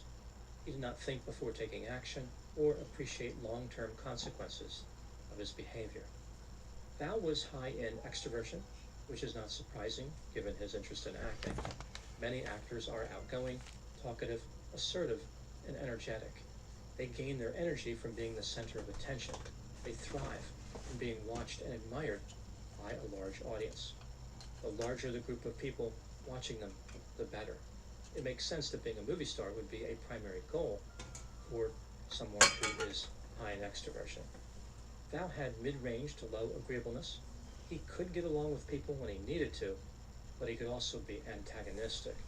He valued his own vision of what a film should be over collaborating with others, and did not trust people to perform well. Val felt like he always understood the best way to make a movie better. As far as neuroticism, Val was probably in the mid-range. He may have been complex and moody, but he wasn't particularly depressed or anxious, as would be seen on the high side of neuroticism. He did not demonstrate the characteristics on the low side either, like being detached from his emotions. Despite playing Iceman, Val was not cold as ice. Even though there were challenges with his personality, Val Kilmer was a brilliant actor. He was fearless, expressive, and thoughtful in his performances. Val possessed extraordinary range. Action adventure movies, comedies, crime dramas, westerns, he could do it all. His childlike curiosity and creativity were communicated through his acting. The famous film critic Roger Ebert said that if there was an award for most unsung leading man in Val Kilmer's generation, Val should get that award. The problem for Val is that the same characteristics that permitted him to be a good actor made him a bad worker. He felt that he had the right to irritate people on movie sets. This was tolerated for a while, but eventually he was not offered any more good roles. No matter how talented an actor is, a studio can always find a replacement. There are always thousands of people lined up wanting to be a famous actor. Now is Roger Ebert, and creativity were communicated through his acting. The famous film critic Roger Ebert said that if there was an award for most unsung leading man in Val Kilmer's generation, Val should get that award. The problem for Val is that the same characteristics that permitted him to be a good actor made him a bad worker. He felt that he had the right to irritate people on movie sets. This was tolerated for a while, but eventually he was not offered any more good roles. No matter how talented an actor is, a studio can always find a replacement. There are always thousands of people lined up wanting to be a famous actor. When Val developed cancer, his unusual personality traits came back to haunt him once again. The magical and fanciful beliefs he possessed led him to the disastrous decision of delaying treatment. Val Kilmer will be remembered as a great actor who elevated his profession, but also as a troubled and lonely individual who was relentlessly pursued by his own demons. These two properties can exist in the same person at the same time, and often do, in Hollywood. Now moving to my final thoughts. I think the lesson learned in the case of Val Kilmer is how people who believe in nonsense can be entertaining and make incredible contributions to the arts. They transform eccentricity and chaos into unforgettable and lively performances. The problem is, their beliefs come with a high price tag, one that is paid by the actor and by the people who depend on the actor, like investors and studios. Unrestrained creativity can sometimes be celebrated as genius and as a rare gift, but when it interferes with making money, the curtain falls and the applause fades. Those are my thoughts on the case of Val Kilmer. Thank you so much for watching. I'll talk to you soon. As I mentioned, Val Kilmer published an autobiography. He also had a documentary titled Val.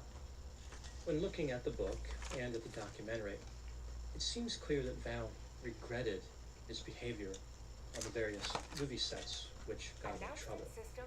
Like, he didn't view that behavior as acceptable later on. It wasn't like he had to stay in the sun and he moved on and he didn't care. He looked back at that time with a bit of nostalgia. He really wanted to recapture his glory days. He reminisced about his time on Top Gun, when they were making Top Gun. He reminisced about Tombstone. Like, he really did recognize that he was in a special place. He had an opportunity to be an A-list actor that many people would love to have. He didn't take it for granted later on, although at the time, he did take it for granted.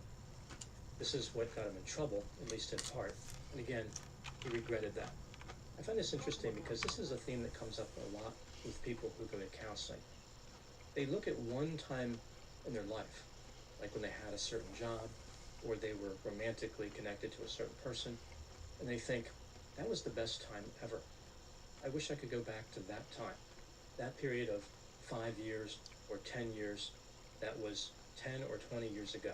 Like, whatever they're looking at, whatever time frame they're talking about, whatever duration they're talking about, they wish they could go back. Now, sometimes it's really unrealistic, like they want to go back to high school or something like that. That's never going to happen. Other times, it's a little more realistic, but still not really feasible in terms of making a living.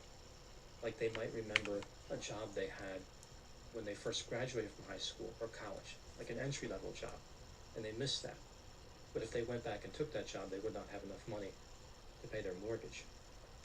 Other times, it's realistic, but maybe ill-advised.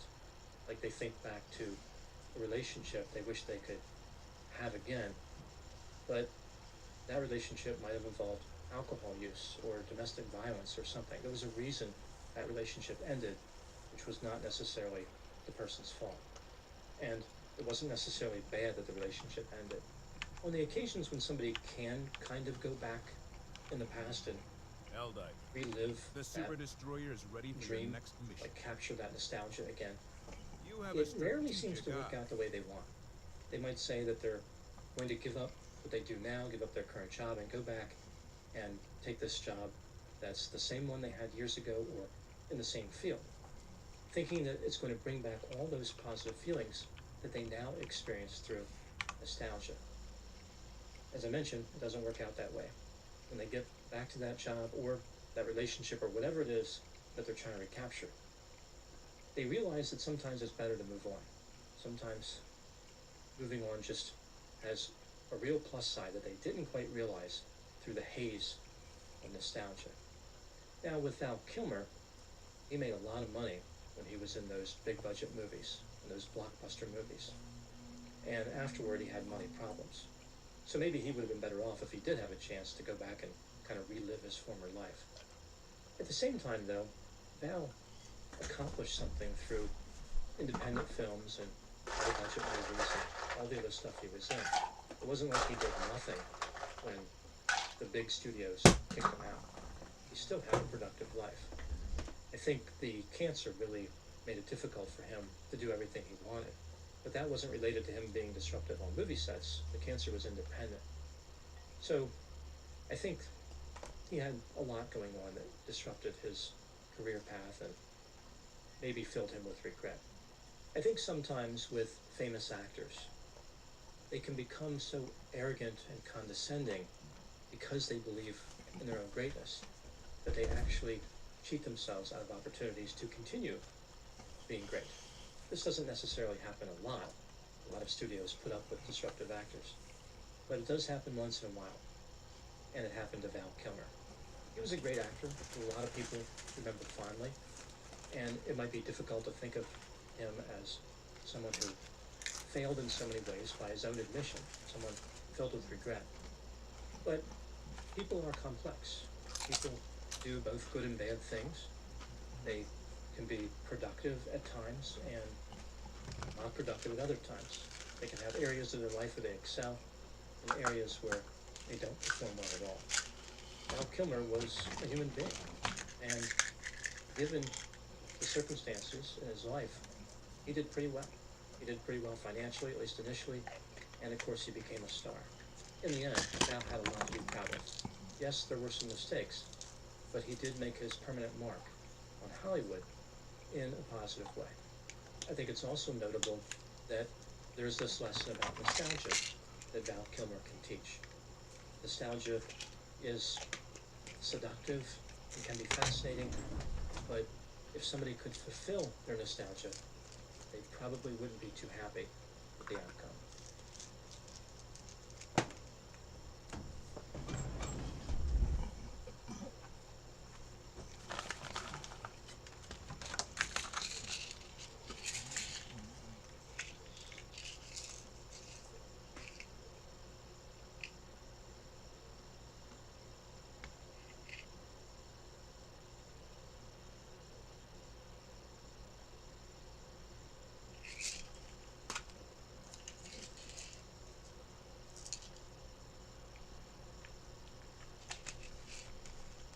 Hey, I think I'm done. I think I found it.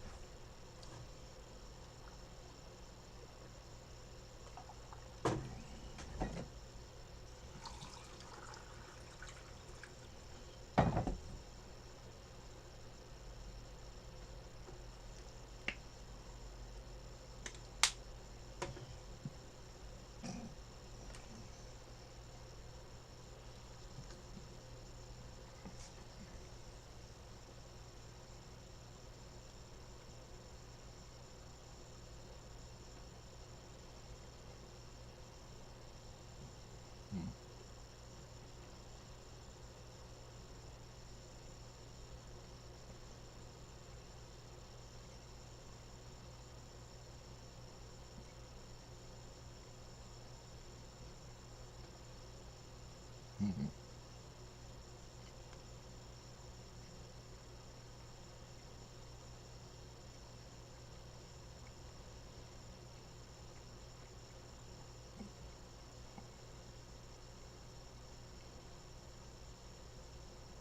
I'm an idiot. Oh, oopsie. Oh shit.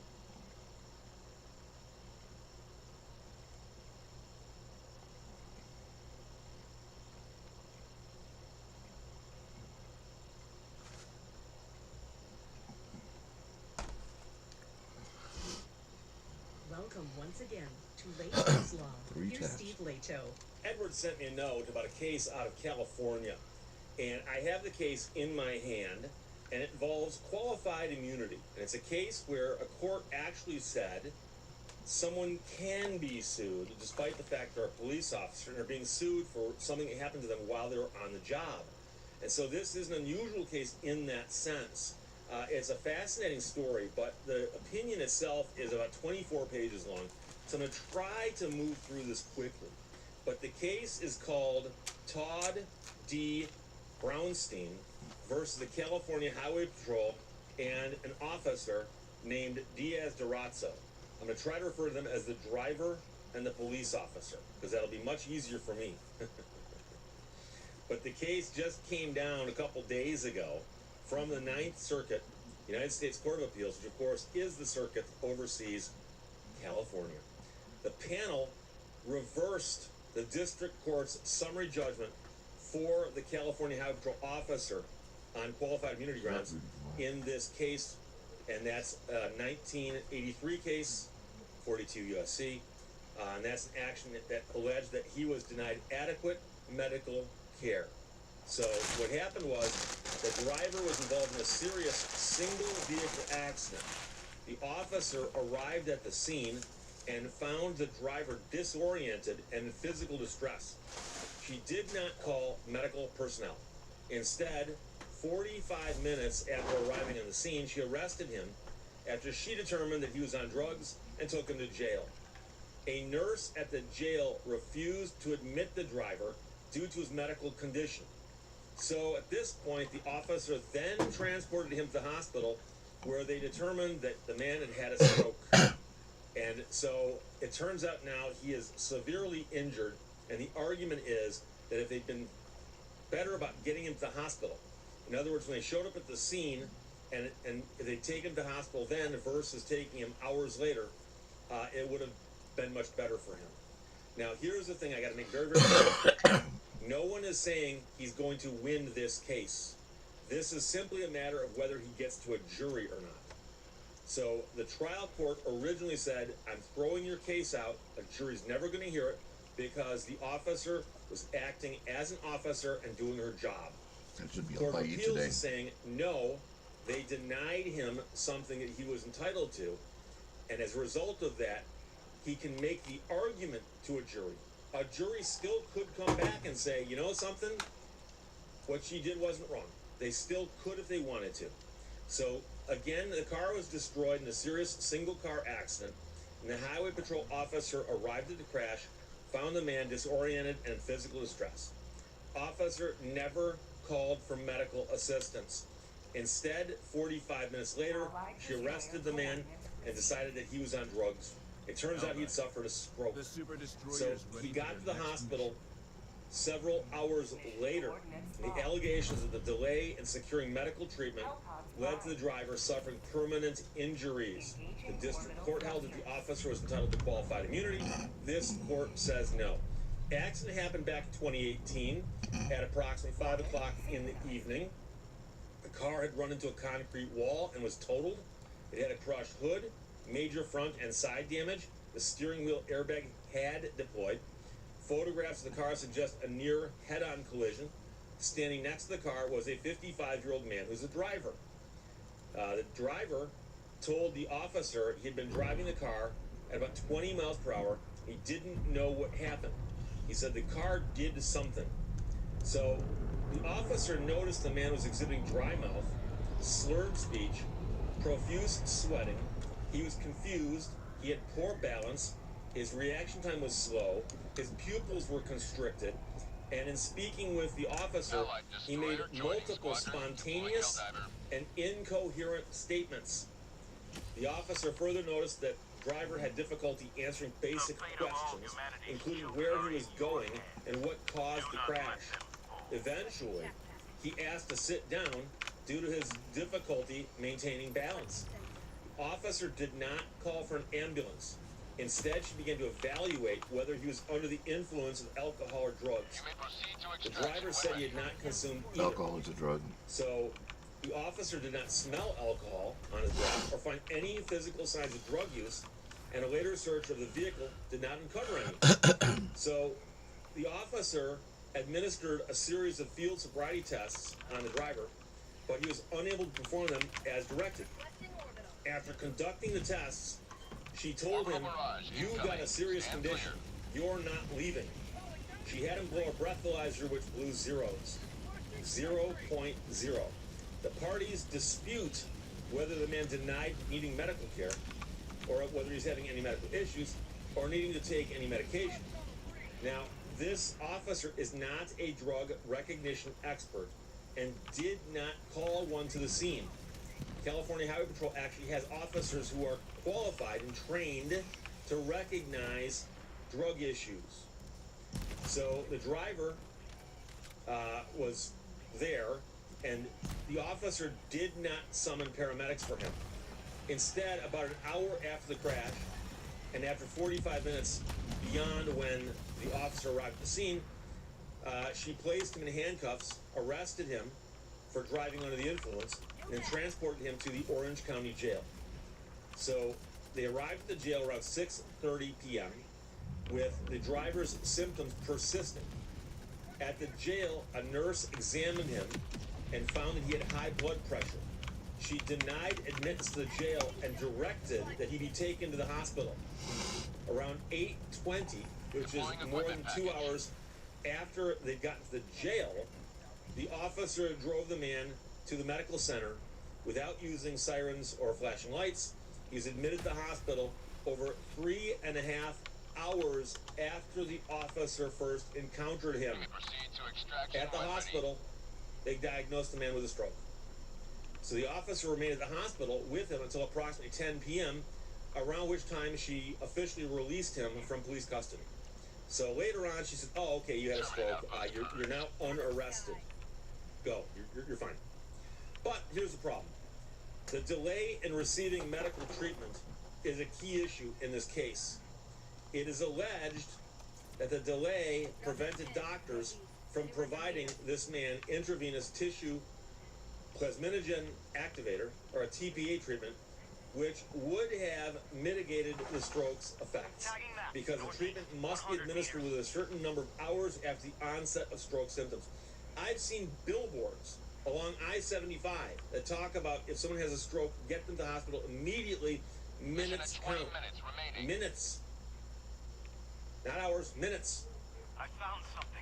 So the driver also contends more generally that his delay in receiving medical treatment led him to suffer greater lasting damage from the stroke. For her part, the officer maintains that the delay in receiving medical care did not affect his ability to receive TPA treatment because he began experiencing stroke symptoms the night before, meaning the TPA treatment would have been unavailable to him anyway. It appears based on medical records that the driver remained hospitalized for several weeks. He is now unable to care for himself and lives in a long-term residential care facility. He has suffered brain damage and other injuries from the stroke. And in case you're curious, you're saying, well, hey, wait, Steve. You said a moment ago the guy's got brain damage, can't take care of himself, but yet he said he's in court arguing. Well, there's actually somebody arguing on Buddy his Bunker. behalf because his brother was appointed to be the conservator of the man and his estate. So right now, his brother is the one who hired the attorneys. His brother is the one who's making decisions on his behalf because he can't make them for himself. So, on behalf of the driver, the lawsuit was filed 42 U.S.C. 1983 in California State Court against the Highway Patrol and the officer. So the next of kin is Todd, was substituted as plaintiff. After the case was removed to federal court, the district court granted summary judgment in favor of the police officer. Now, several issues were raised, but it boils down to the issue of qualified immunity. And there's an appeal, which was timely filed, and so the case was heard. The doctrine of qualified immunity protects police officers from liability under 1983 unless they violated a federal, statutory, or constitutional right, and the unlawfulness of their conduct was clearly established at the time. So, constitutional right, clearly established at the time. We hold that construing the facts in the light most favorable to the driver, a reasonable jury could find that the officer violated the driver's constitutional rights by failing to summon him prompt medical care, considering the serious nature of the collision and his evident symptoms of distress. We further hold that a jury could find that the officer's apparent belief that the driver was not in need of medical attention was based on an unreasonable mistake of fact or judgment. If that is true, the officer's failure to summon prompt medical care was a violation of clearly established law, disentitling her to qualified immunity. So she is not entitled to it if that's the case. So the question is, was there a violation of a constitutional right? The constitutional rights have been interpreted to require state actors to provide adequate medical care in certain circumstances when the government is confining a person or otherwise restricting his liberty. And so here, there's a car accident, police show up, they're questioning the man. He's not free to go. They arrest the man. He's not free to go. So, under the 4th and 14th Amendments, the standards turn on objective reasonableness. As we explained in a previous case, what is required under the 4th Amendment is objectively reasonable post-arrest care, which means that police officers must seek the necessary medical attention for a detainee when he or she has been injured while being apprehended by either promptly summoning the necessary medical help or by taking the injured detainee to a hospital. But this does not require an officer to provide what hindsight reveals to be the most effective medical care for an arrested suspect. Thus, we held that officers who promptly request an ambulance but who do not perform CPR acted in objectively reasonable manner. That's a different case, but they're simply pointing these things out for parallel purposes. The 14th Amendment claims are analyzed similarly. In the 14th Amendment context, our Get case back, I instructs knocked that an my objective orbital out of my standard hand. applies to constitutional claims of inadequate medical care brought by pre-trial detainees. The standard is one of objective, deliberate indifference in the face of substantial risk of the plaintiff suffering serious harm. Thus, the common underlying constitutional question reflected in 4th and 14th Amendment case law is whether an officer's provision or deprivation of medical care was objectively unreasonable. Our 14th Amendment precedents bear on our analysis here and form part of the body of law on which officers and courts may reasonably rely. In this case, the officer encountered the driver soon after he was involved in a major collision that destroyed his car and deployed his airbag. The driver was disoriented, sweating profusely, had poor balance, his pupils were constricted, his speech was slurred, and his speech was slow. He had difficulty answering standard questions, could not perform field sobriety tests, and the officer told the man at the scene he had a serious condition. And yet, for reasons that are difficult to understand, she did not call medical personnel to the site. She instead took him to jail. She did not bring him to the hospital for several hours. Even then, not until a nurse at the jail refused to admit him due to his medical condition. And so, keep this in mind. If you were a police officer and you come upon a scene and somebody's been in a serious accident and they're disoriented and confused, wouldn't you think maybe something's happening here medically? Maybe they hit their head. Pelican 1 arriving at coordinates. To just assume, no, it's self-inflicted. It's got to be. Pelican 1 landing. So Yeah, let's just assume they're on dope because I can get a dope bust. Substantial risk of serious harm, and that the officer did not promptly summon the necessary medical help or take the injured man to a hospital in an objectively reasonable manner. So the court says we next consider whether the constitutional violation is clearly established. Clearly established. A right is clearly established when it is sufficiently clear that every reasonable official would have understood that what he is doing violates that right. In other words, existing precedent must have placed the statutory or constitutional question beyond debate. It's a demanding standard, and in this case, it is clearly established that officers must seek to provide an injured detainee or arrestee with objectively reasonable medical care in the face of medical necessity, creating a substantial and obvious risk of serious harm, including by summoning medical assistance. So officers may not act with objective, deliberate indifference to such a medical need. Any reasonable officer would appreciate this well-established obligation. The officer here nevertheless claims that she's entitled to qualified immunity for two main reasons. First, she maintains the cases in the area only establish the need to provide objectively reasonable medical care when it is the officer's conduct during the arrest that caused the injury. Does not appear this was her reason at the time for not summoning medical care for the man, though. In any event, we reject the argument. Our law has never limited the 4th and 15th Amendment duties to provide prompt and necessary medical care to those situations in which the medical necessity was occasioned by the officer's own use of force. Instead, we've made it clear that the duty exists even if the detainee's injury arose from some other cause. This is not an open legal question. So she's saying I thought I only had to get medical attention for somebody that I injured. And why would that be now? Why would you make that distinction? So here the court says, no, that's not the case. Her second argument, which is that there is no case law that would have put her on notice in the specific circumstances she confronted, this argument is misplaced. In the context of a 1983 claim about the failure to summon timely medical attention, case law cannot tell us whether a certain set of facts suggests a legitimate medical emergency. That is not a question of decisional law, but one of factual perception and on-the-ground judgment.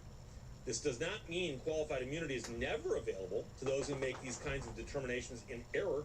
We readily agree that the protection of qualified immunity applies regardless of whether the government official's error is a mistake of law, a mistake of fact, or a mistake based on mixed questions of law and fact. But if the law is otherwise clearly established, an officer is not entitled to qualified immunity for a mistake of fact or judgment that is itself unreasonable. Not all errors in perception or judgment are reasonable, and that's important. All right, I'm back. So, Thanks. though we may excuse the reason of the officer for such a mistake, it's some.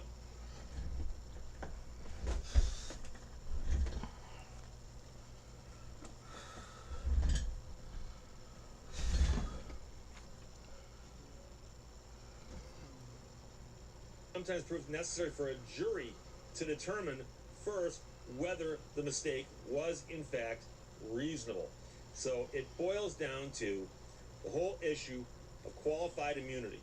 Police officers on the job doing their job, and they do something that injures somebody else. That person wants to sue the officer. Say, hey, you did something wrong here. I want to sue you. And the courts will say, well, if they're just doing their job, you can't sue them for that. So a cop arrests you, you can't just sue them because they arrested you, because nobody likes being arrested. But they do something that harms you, and you can point to a clearly established right that you have that got violated, and you've been injured, then you can sue them. But it's got to be a clearly established right. So what they're getting at here is the clearly established right you have is that the police are supposed to provide you medical assistance when you are in their custody or care. And so this man was detained and then arrested by the police. And at that moment in time, he was suffering from a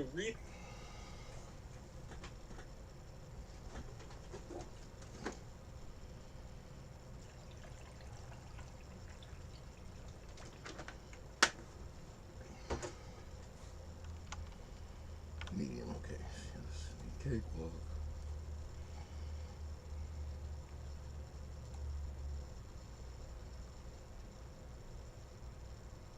I can pull this out.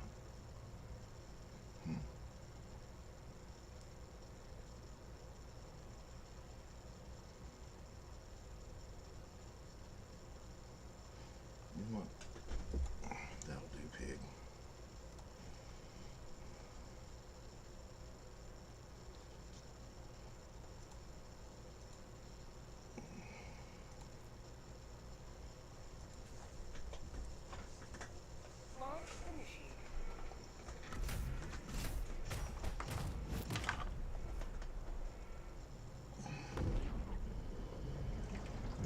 It's okay for me if you take the lead and set the marks on the map. Okay, either way. Okay.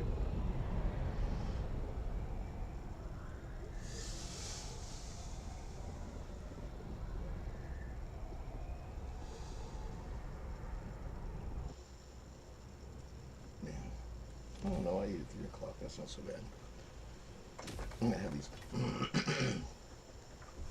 pork butts, man. I'm gonna have barbecue for days. Which is good because I can't afford any more groceries. I already spent more money than I can afford on groceries this month.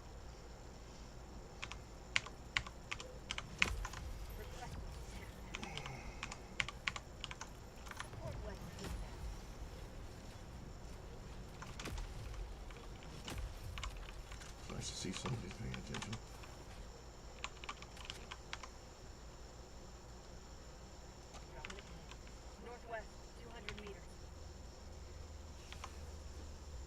recent stroke.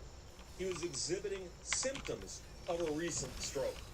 And she chose to arrest him, take him to the jail, and then only when a nurse said, there's something wrong with this guy, he needs to be hospitalized, not jailed, they then lollygagged their way over to a hospital, and he gets to the hospital very, very late. Now, again, remember, the Ninth Circuit is not saying, hey, cut this man a check. They're saying, hey, let this guy have his day in court and let a jury decide. And a jury very well could look at these facts and say, police officer rolls up, one-car accident. Guy's acting very, very confused, but he's not suffering from any obvious physical injuries. Like, we don't see any broken bones or big old bruises on his head or anything. So, maybe a police officer who's seen a lot of people driving under the influence of things would say, I've seen this before. I recognize this before. It's not alcohol, but it's the ingestion of illegal substances. I've seen that before. And a jury could say, well, under those circumstances, it's reasonable that she did that. They could say that. A jury could also say, well, no, what she saw should have put her on notice that something was wrong with the guy. She's not required to diagnose him and treat him at the side of the road. But does she notice that there's something wrong with him that would require him to get medical attention? Call an ambulance or take him to the hospital. But instead, no, arrests him, takes him to the jail where someone else says, take this man to the hospital. And even then, lollygags their way over to the hospital.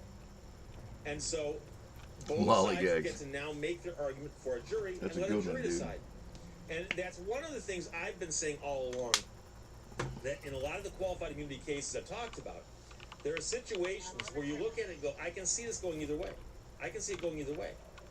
But I don't like it when the courts say, well, as a matter of law, we can rule on this and dismiss it because there's no clearly established precedent in this circuit for this. And as pointed out before, that if you can only win a case with clearly established precedent, how does the first case precedent get made? Because it's turtles all the way down. To get the case, you need precedent. Okay, so where does the precedent come from? It has to come from a case. But that case would be a case somebody won. Yeah, of course. Okay. Well, how'd they win their case? They showed the court clearly established precedent. Where did that case come from? And that is a conundrum that people are kind of like, what? And so what often happens, in my opinion, is a case comes along where the facts are so egregious that they look at it and go, okay, we're going to now say there's clearly established case law on this. But there is clearly established case law that says when a police officer arrives at the scene, whatever the scene may be, and someone needs medical attention, they must take some steps to get medical attention for the person.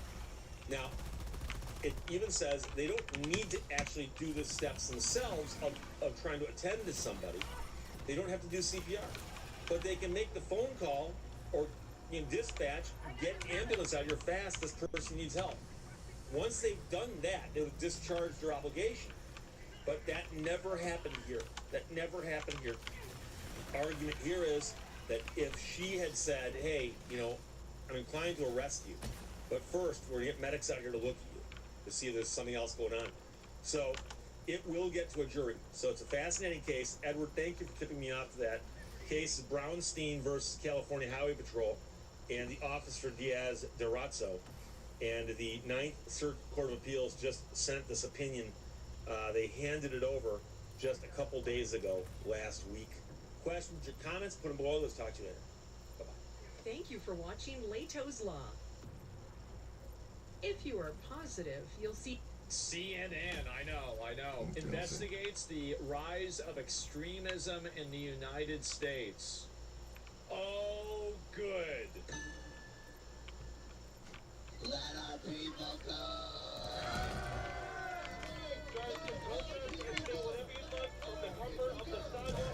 Trump is your president!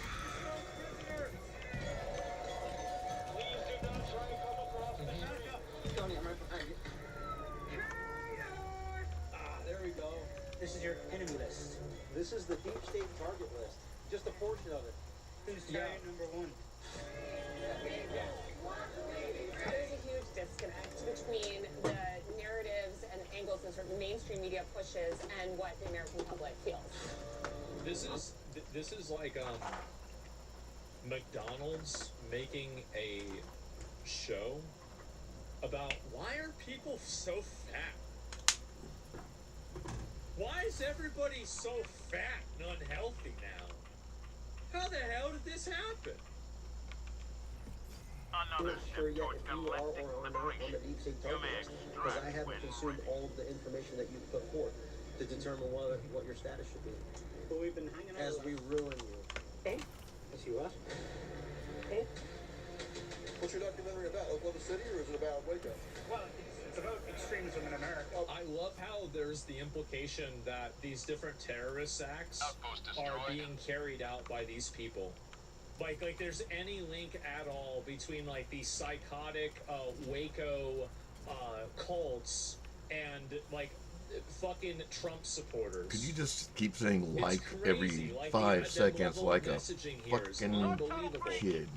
Okay, so here, stop talking to me.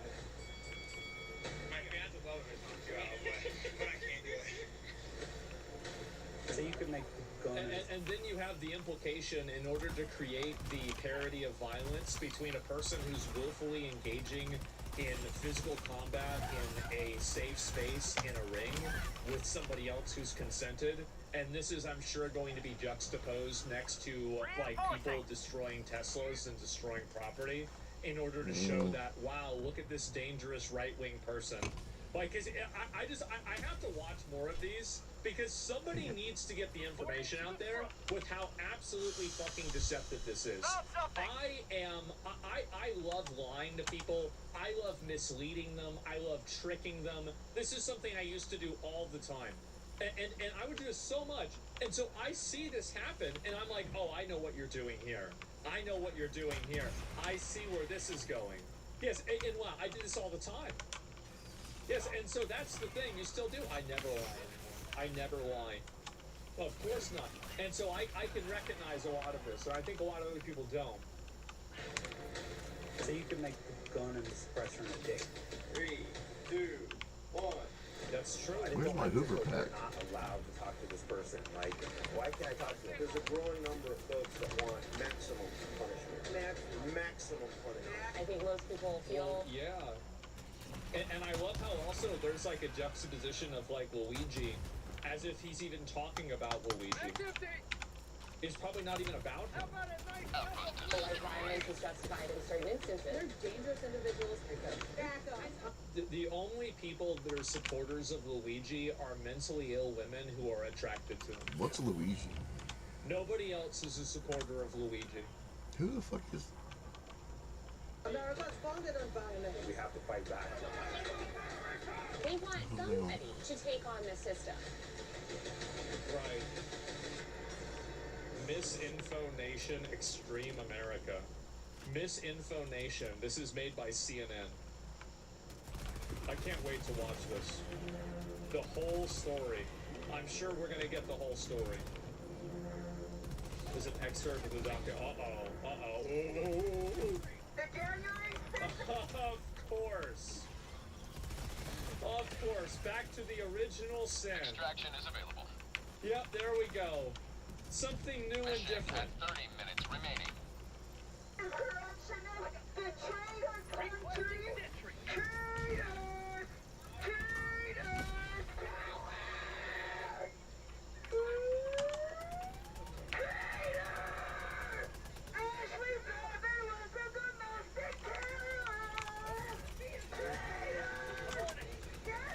There we go. With the council in the background. Trade. They're so General stupid. Flynn unmasking, impeachment hoax, Damn. 2020 election. People losing their fucking so minds. This is your enemy list. This is the deep state target list. Just a portion of it. Some of the high value targets, if you will. What is this here? Biden laptop, January 6th, 2020 election, retribution tour. Oh, Mike Pence is on the list. Requesting orbital. Orbital barrage incoming. Stand clear. I'd probably say Nancy Pelosi. Right. Yep. Ivan Raiklin is a far-right extremist. Of course. Yeah! Just hit the deep state, right in the heart. So who do you think was ultimately responsible for the attack on the Capitol? So, I would say probably me. I'm the one. President Trump retweeted a memo from an individual named Ivan Raiklin. Oh my God. God damn it. It's all going back to January. Where's my other 6th. fucking phone? Am I the only The one that's person out there that, is like, overheated.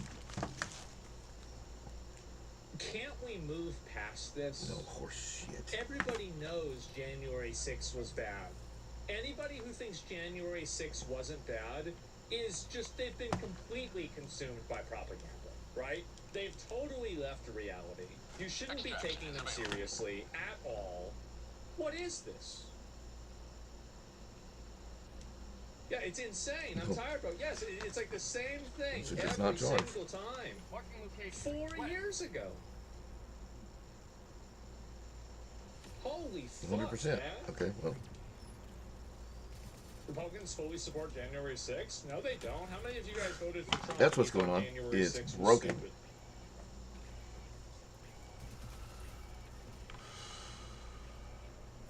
Yeah, this is total false narrative.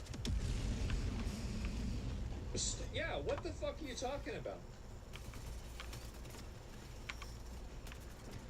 It's their 9/11?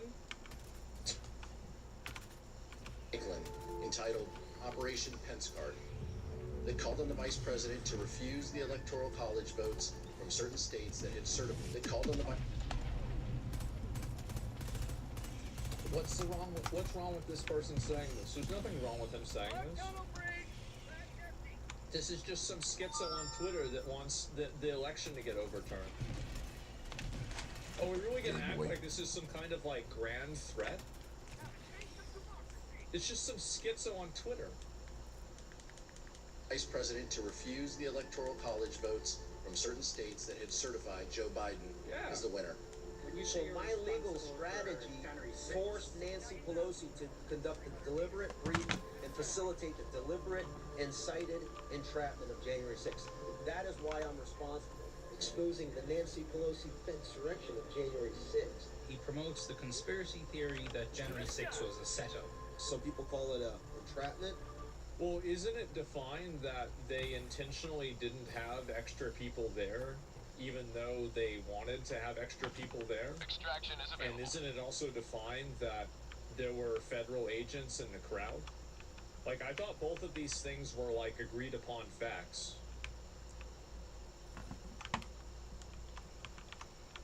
And also, that doesn't make January 6th okay. That's the problem, is like, and this is the issue, is that, like, people like this can never have an honest conversation because they're too focused on scoring points for their side and not in engaging in a degree of, like, rational discourse.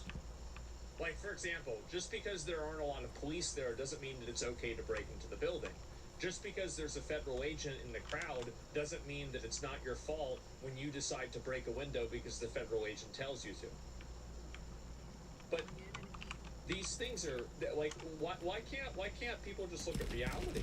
Activating jump pack. I don't understand this. I don't get it at all. A insurrection, a parliamentary coup. Your shirt, it has a list of names of the Retribution Tour. And he's got a retribution list. The Biden laptop cover-up, the COVID-19 pandemic. Yeah. For those he believes have wronged President Trump and the American people. Of course. Jim Clapper, right? Mike Dayton, Brian Kemp, Burger. The list goes on and on. I prefer the term retribution. Liz Cheney, we're coming for you. Adam Kinzinger, we're coming for you. You mentioned Pelosi. I love how, like, they create this parody between, like, this guy and, like, for example, the people that are burning down Teslas. Because, like, this guy is just swimming and, like, running. Yeah, so I had this weird, this thing where I'm just thinking about, I'll show you my Sony phone. I used to love Sony products, were so good. Everything they made was great. I really thought Sony was a great company. I started thinking about how they constantly have to please the shareholders. I'm thinking, well, what if I was a shareholder and I said something like, I have enough money. Let's put this back into the company or something like that. And how they would laugh, how I'd be humiliated, made fun of. And I was just thinking it'd be really cool if I could go, okay. You want to lie, cheat, and steal and get every penny you can? I'll tell you what, I'm just going to whoop y'all's ass. I'm going to kill every one of you, and then your money's going to be mine. Just do it that way, okay? Instead of you sneaking and dragging through court and lying to me and robbing me behind my back, I'm just going to straight up stab you. Fuck you, fuck you, fuck you.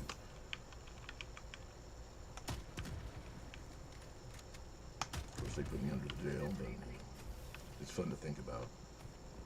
I mean, it's not fun to think about. It'd be cool if it actually worked. I don't think I can erupt this.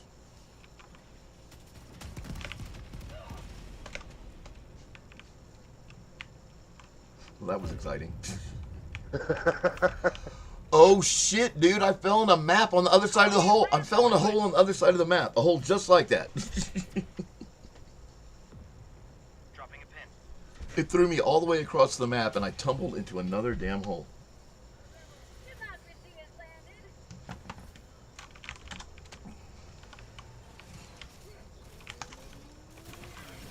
Oh, no ammo.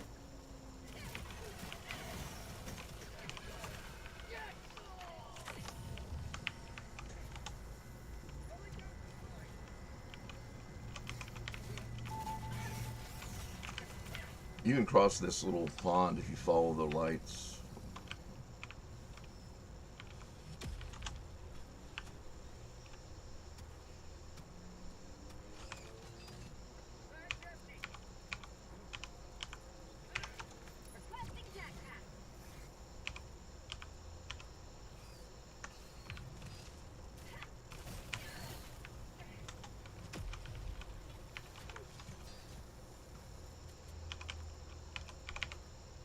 Okay, where you want to go?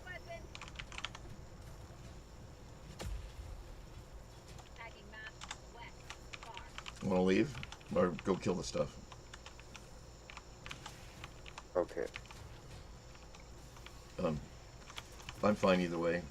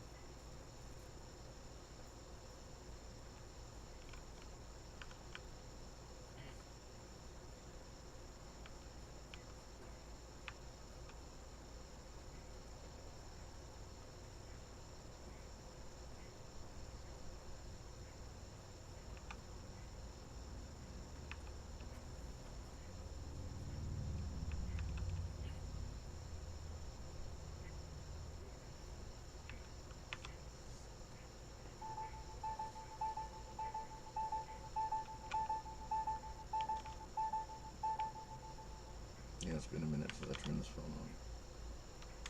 Extraction is available. Mission at 20 minutes remaining.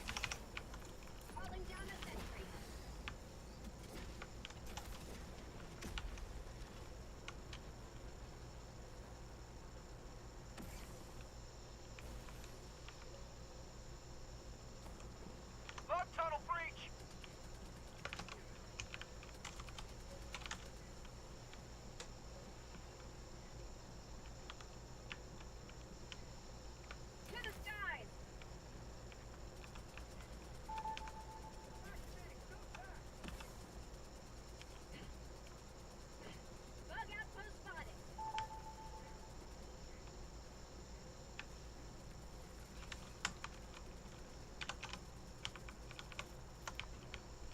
Yeah, anyway, so that's what I was thinking.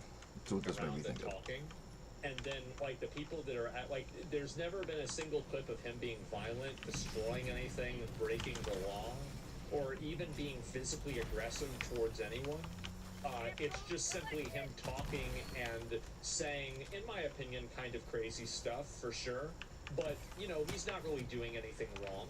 But because you're playing this, like, scary music behind it, this is supposed to be comparable to people that are, you know, supporting a murderer with Luigi, which is, again, I think, kind of just like a schizo movement. It's not really worth taking seriously. But the people that are destroying Teslas, I think, is very legitimate. I think it's very problematic. Is he wrong, though? I mean, like, I don't think there's anything wrong with what he's saying. Sure, he can say whatever he wants. I don't agree with all of it, but I mean, he can say whatever he thinks. What do you think he would be charged with in this scenario?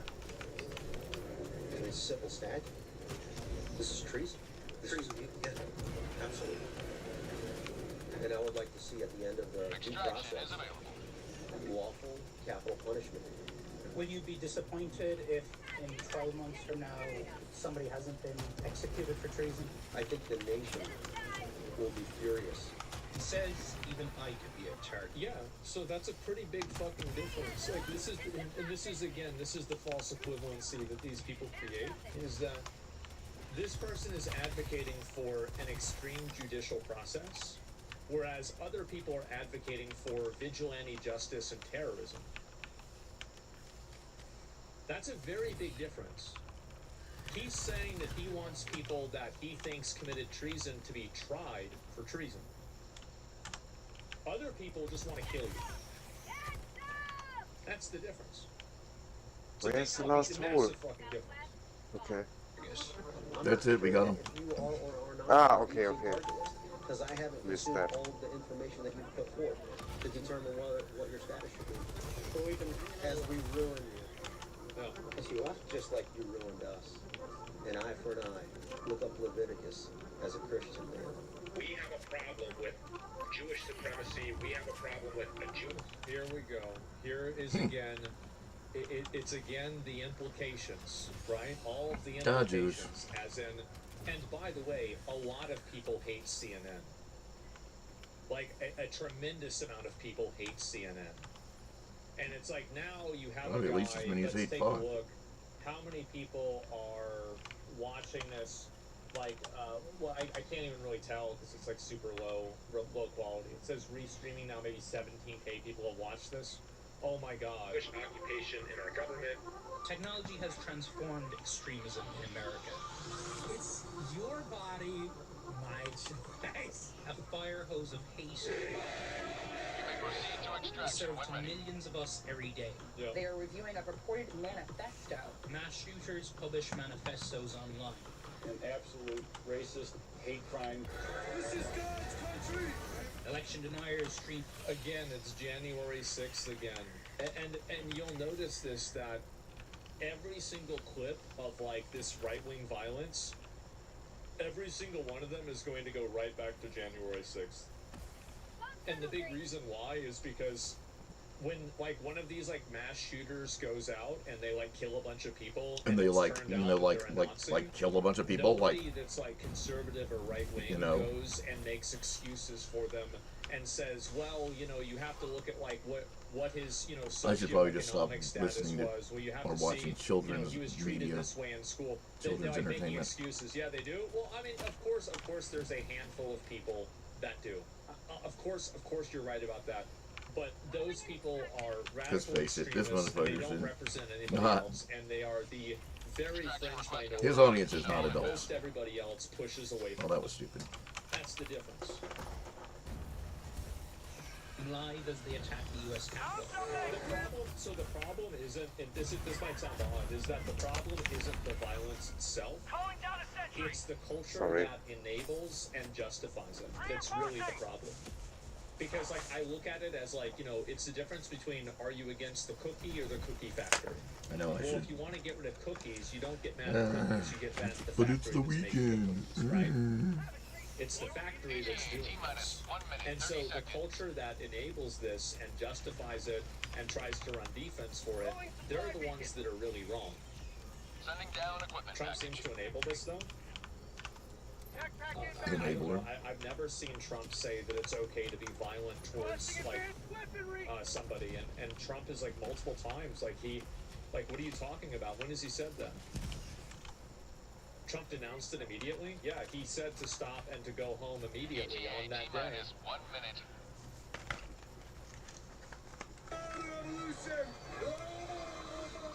The fringe is going mainstream. And Trump is here to take down those satanic cabals. Yeah. Pedophiles. You know this already. With the Q military army. Some believe we are on the brink of a totalitarian state. Who actually runs the government? Some believe our government is totally controlled by corporations or a cabal. ETA T-minus 30 seconds. The Q military army. Yeah. There's a lot of people Dumb that believe that. motherfucker. ETA That's T-minus true. 20 seconds. And some see themselves as crusaders in a fight for good versus evil.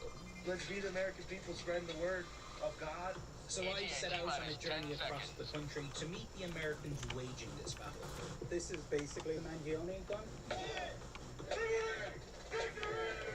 To find out if we really are getting more extreme, Hey, you got the right idea. or is the extreme just getting louder?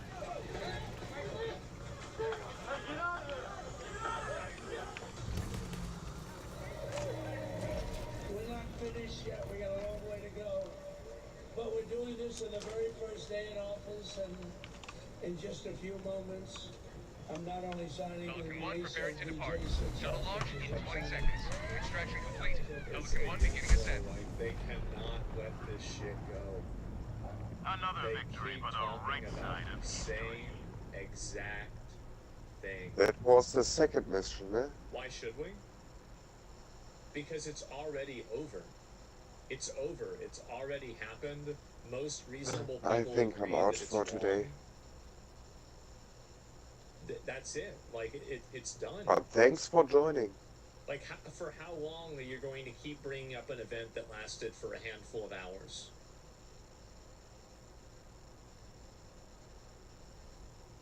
What is this? Like, I mean, Yeah, if what's the people second? are so fatigued from hearing about the same event being used to compare to 50 other things that are bad, we never reconciled with it. A lot of people do not think it's wrong. We still talk about 9/11 in Oklahoma City, W. If somebody is using 9/11 as a reason to justify extremism and military action in the Middle East at this point, they would be considered a retard. Like, people are way past that. They are. And here's the reason why they keep fixating on January 6th. It's because they use January 6th as a comparison point for every other form of political violence. That's the reason why. It's the only it's the only really strong point that they have, so everything is referenced back to that. You're gonna love. Oh, you're gonna be happy reading newspapers tomorrow and the next day. It was fun. Thanks. No, no problem, no problem. And thanks for joining. Oh, absolutely. Have a nice evening. Yeah, have a great weekend. Thank you, you too. Bye bye. Cheers.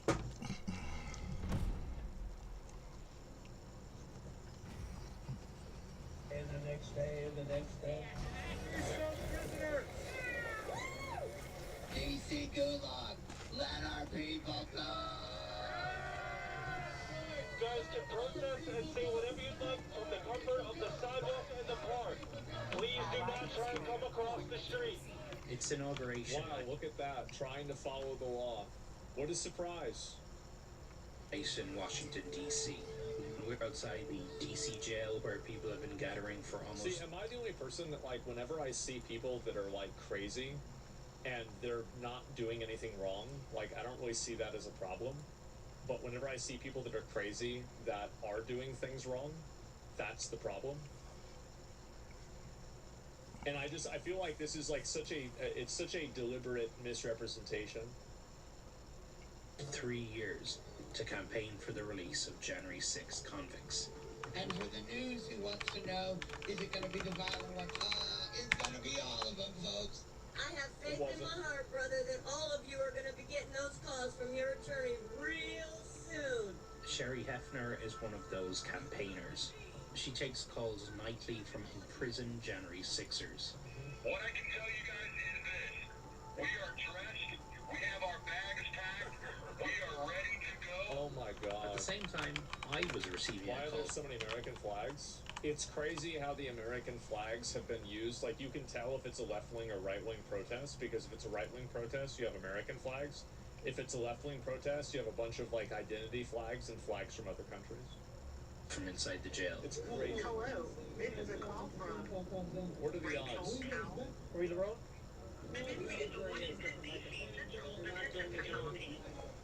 Rachel Powell is serving time for attacking the Capitol with a pickaxe on January 6. Yep. This is Donnie. How are you? I don't know if I'm still in here. You know, but I was told that with him signing the permits today that I should be outside. But I'm still staying here, and now I'm nervous. But not everyone here is excited for the prisoner's release. Did you ever think we'd be in a place where just hours from now, I did not think they would get out, ever. J6ers are going to walk out of here free? Absolutely not. No, I could not. I would have told you, you're an idiot. That's never happening. But here we are. Bree Chapman is one of the few signs of the resistance here in Washington on this inauguration. I find this to be very funny because I don't think CNN realized this. Actually, that's not true. CNN absolutely realizes this. There's smart people that work at CNN. This is probably going to be this is going to create more extremism than, anything else really will. Is because, like, this is, like, the emotional framing, and where it's like, okay, this one lone person that's, like, standing against these people, it's like they're the resistance, etc., right? And this is the real rise of extremism, is by mainstream media selective reporting, and also double standards that are completely obvious, but they're unspeakable to discuss. Like, you can't discuss these obvious double standards. And that's the big issue. It's giving people a visual. Yeah, exactly. It's gaslighting. It's massive gaslighting. Stop enabling Karens. Well, it's okay for her to do this. Proud Boys, Oath Keepers, Hensrock and Bogo Boys are not real threats. Who are the left-wing equivalent of McVeigh, Dylan Roof, Anders Breivik, or the 8chan guy in New Zealand?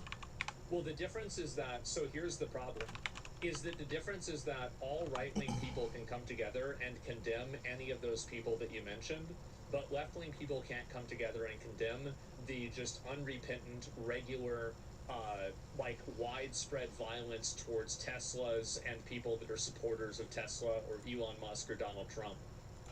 So, like, that's the big difference. Like, I agree with you. Yeah, there are bad actors on both sides. For sure, there's bad actors on both sides. But what the difference is that there's only one side that's constantly playing mental gymnastics to pretend that they're not bad actors. And I think this is a great example of it, is that this person's the resistance. It's the framing of it. Nice. She's been counter-protesting at Freedom Corner for years. I would come down here with a megaphone. I got very personal. There are a lot of protesters for MAGA that would just, say, like, Trump or generic stuff. But I have spent, I think, going on 3 years focusing on these people. In 2022, she destroyed a memorial for Ashley Babbitt, who was killed by...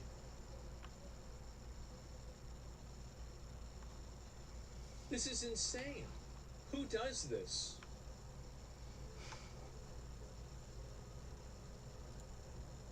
And this is the person who's part of the resistance, who's kicking over flowers at a dead person's memorial? This is the resistance? Police on January 6th after entering the Capitol. Mama Mickey, we love you, honey. Ashley's mother, Mickey, founded the nightly vigil outside the jail. Where you at, Mickey? the point. Who does that? And again, the problem with this is that she is being framed as the reasonable person, and the other people around her are being framed as the extremists. But I'm sorry, filming a video of you stomping on the flowers of a memorial to, and then shit-talking the parent of the person who got killed, this is sick. Yep, that's pretty fucked up. It's sick. It's so weird. Who does this? To make their life hell. It's not to make their life hell. They're making our life hell, and they're dangerous individuals. Here he comes. Who are these guys? This is Oreo Express. He was actually at the Capitol on January 6th. Here. He's the one that and this is threw his the flowers away on the Capitol. Ashley Babbitt. I actually stomped on him. Anyway, this is Trump. Who does this? Like, I feel like, for example, if somebody had gone and, like, you know, fucked up a George Floyd memorial, I think most reasonable people could say that's kind of fucked up. You shouldn't do that. That's not being a resistance. It's just being a fucking asshole. Is your president? Trump is your president. J6ers are being parted. J6ers are being parted. There are two groups of people in this world that are the cause of all of our problems.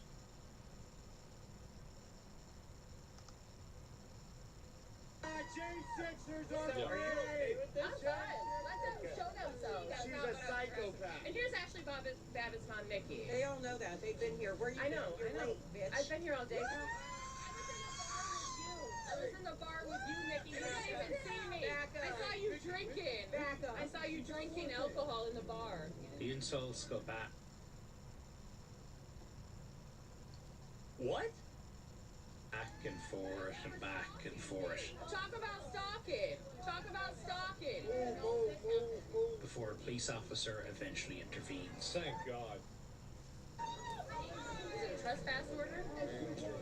You know my name. Yeah, you know my name. Yeah, he does.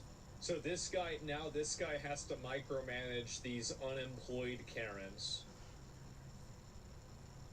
And I think this is the real this is the real separation here, is that you have the working class and the real middle class that is set. Their job is to mediate these childish, insane disputes between these overprivileged Karens so they don't go and tear each other apart. It's embarrassing. Sergeant Jackson. For my own safety, that's why we're doing this. Go take care of your kids. Despite Trump's orders, it's getting late, and there are no signs of prisoners being released. We need to get the marshals. The guards inside are threatening force against our men, and they're messaging out, begging us for help. Tony, I'm right behind you. Governor Sullivan is outside the detention center where some people may be released. Tony? Hey, Anderson, yeah, in the last few minutes, all these demonstrators all rushed towards the main... Yeah, they're rushing. They're standing in front of the door, protesting outside the door.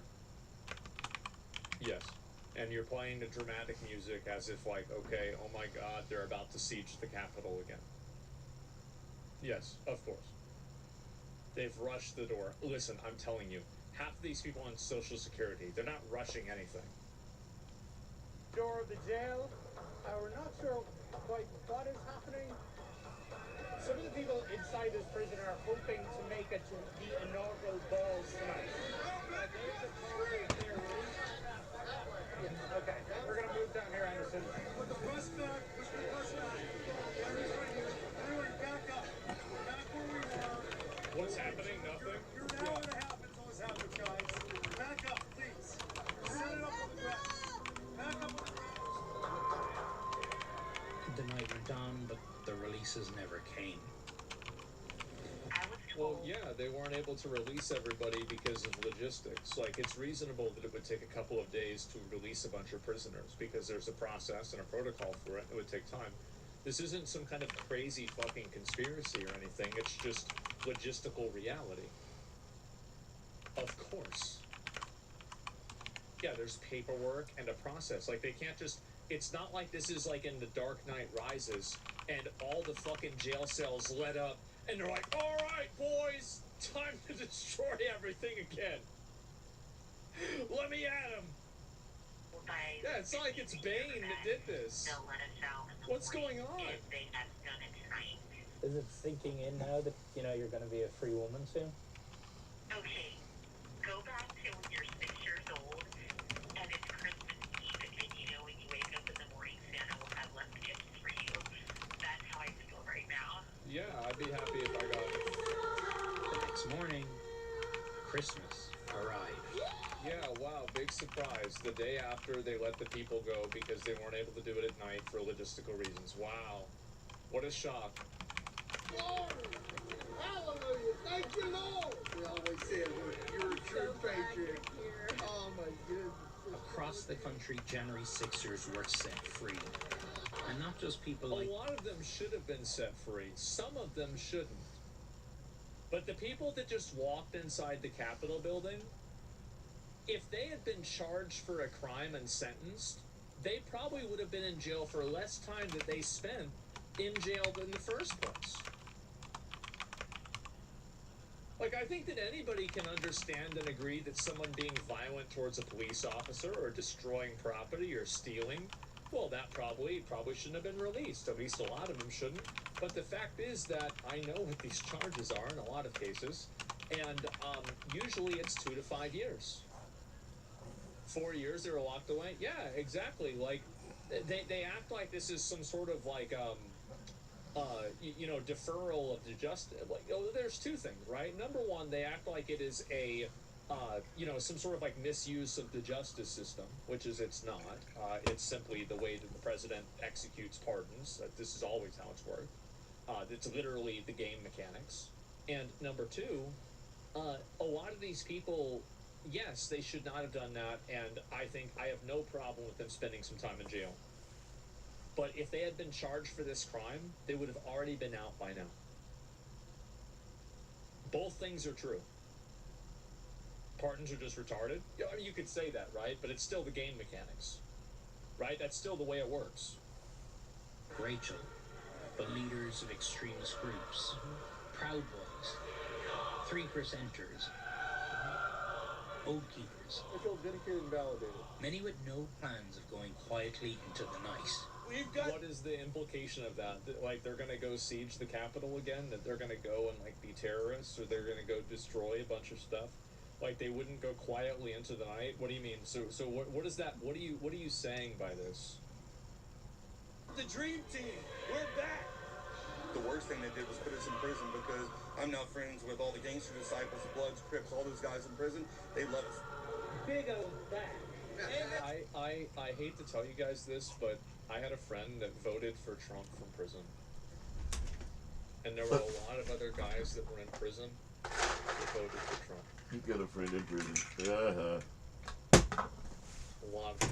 I wonder how they get their voter cards. Felons? Yep. Absolutely. Well, felons can vote. They just Lining can't up vote to when vote they're for in Donald. jail or on probation. Felons can't vote? No, they can in some places, not in others. There we go. He actually does know some shit. I thought that too, and then because he's a felon, so I'm like, how the fuck did you vote? And so I looked it up and I found out. People say you're the guy that puts your feet on Nancy Pelosi's desk. It's just not true. I'll put it on the people's desk. Amen. Y'all got Criminal News Network photographer, maybe a reporter. I want to ask you, sir, your buddy Donnie, is he still in the ER? And for at least one man, You are now on my radar. it was a sign that the retribution was about to commence. I'm going to be scrutinizing you. I love how, like, this entire thing is that, like, you know, you have MAGA Rorschach, that you have, it's basically like the entire story is built around him being this, like, crazy person. And, like, yeah, he's kind of a fucking idiot, right? But at the end of the day, like, he's not really being violent or anything like that. Like, I mean, am I wrong?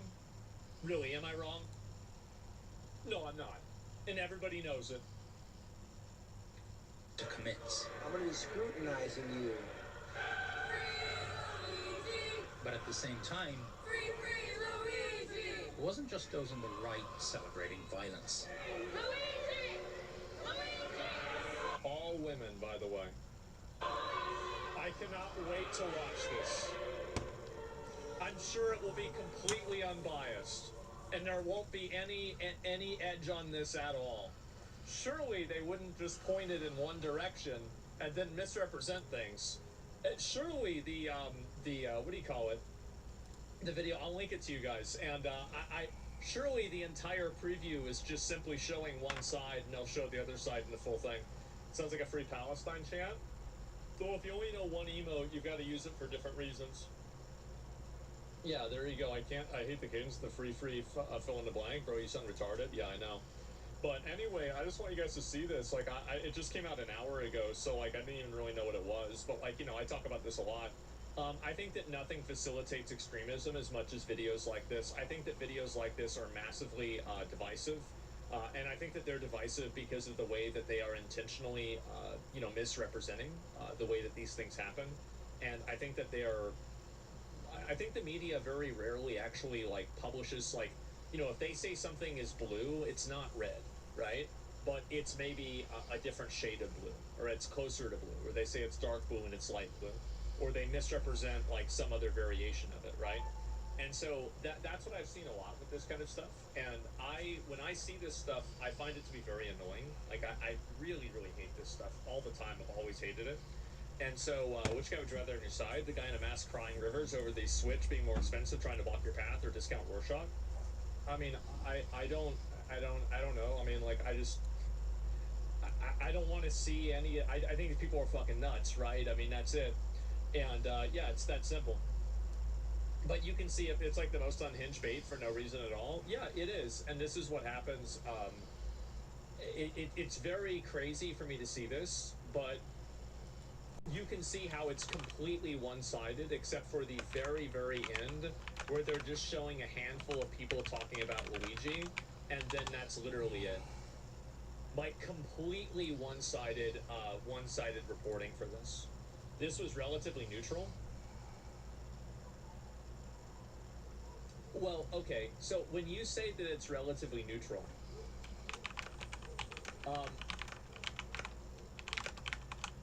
how do you... So, if you're showing a preview of this, what do you think the percentage was of the reporting? Like, for the amount of time that was... Like, because, you know, really, like, they're talking about I can't do this anymore.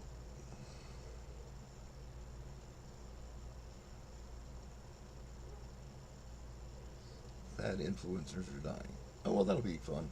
I'll try that. I feel like fat influencers die more often than emo influencers, and that's really saying a lot. Fat acceptance is a cult.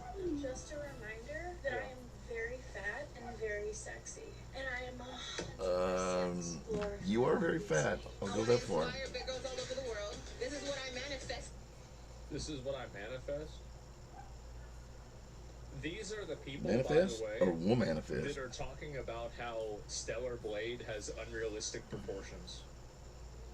These are the people that are shaming cosplay girls on Twitter. That's every single day. Dead at 37. Choo choo. Choo choo. It's bad, bro. It's real bad. I'm fat and I'm sexy. I'm fat and I'm sexy. Sure. Keep saying it. Maybe one day it'll be true. Beauty is in the eye of the beholder, but I don't know about you. I don't find any sexiness in contributing to the statistics that obesity is the leading cause of death in the U.S. Very Well, I mean, there's a lot of fat. Like, there's guys that like fat chicks for sure. Like, I mean, but that's not a lot. There's not a lot of them. There's a lot of guys that don't like fat chicks. There's probably more of them that do. Yeah. I know. Just because I'm fat, that doesn't invalidate the things that I say. She died. You ready to get supersized? She died too. Today I got the big Fruit Loop. He's dead. Join me. Jesus, 33 and 37. Damn. On my fat positive radio show. I was expecting something different to happen with that share, and I am disappointed. Man. Didn't last long because she died. Unlike how Dove or the new wave of Victoria's Secret wants you to believe, healthy beauty does not come at every size. Well, the reason why they do this is because, so you have to understand that there's a lot of these girls, and like I think that women do this a lot. One of the sickest things that I think girls do is they like gassing.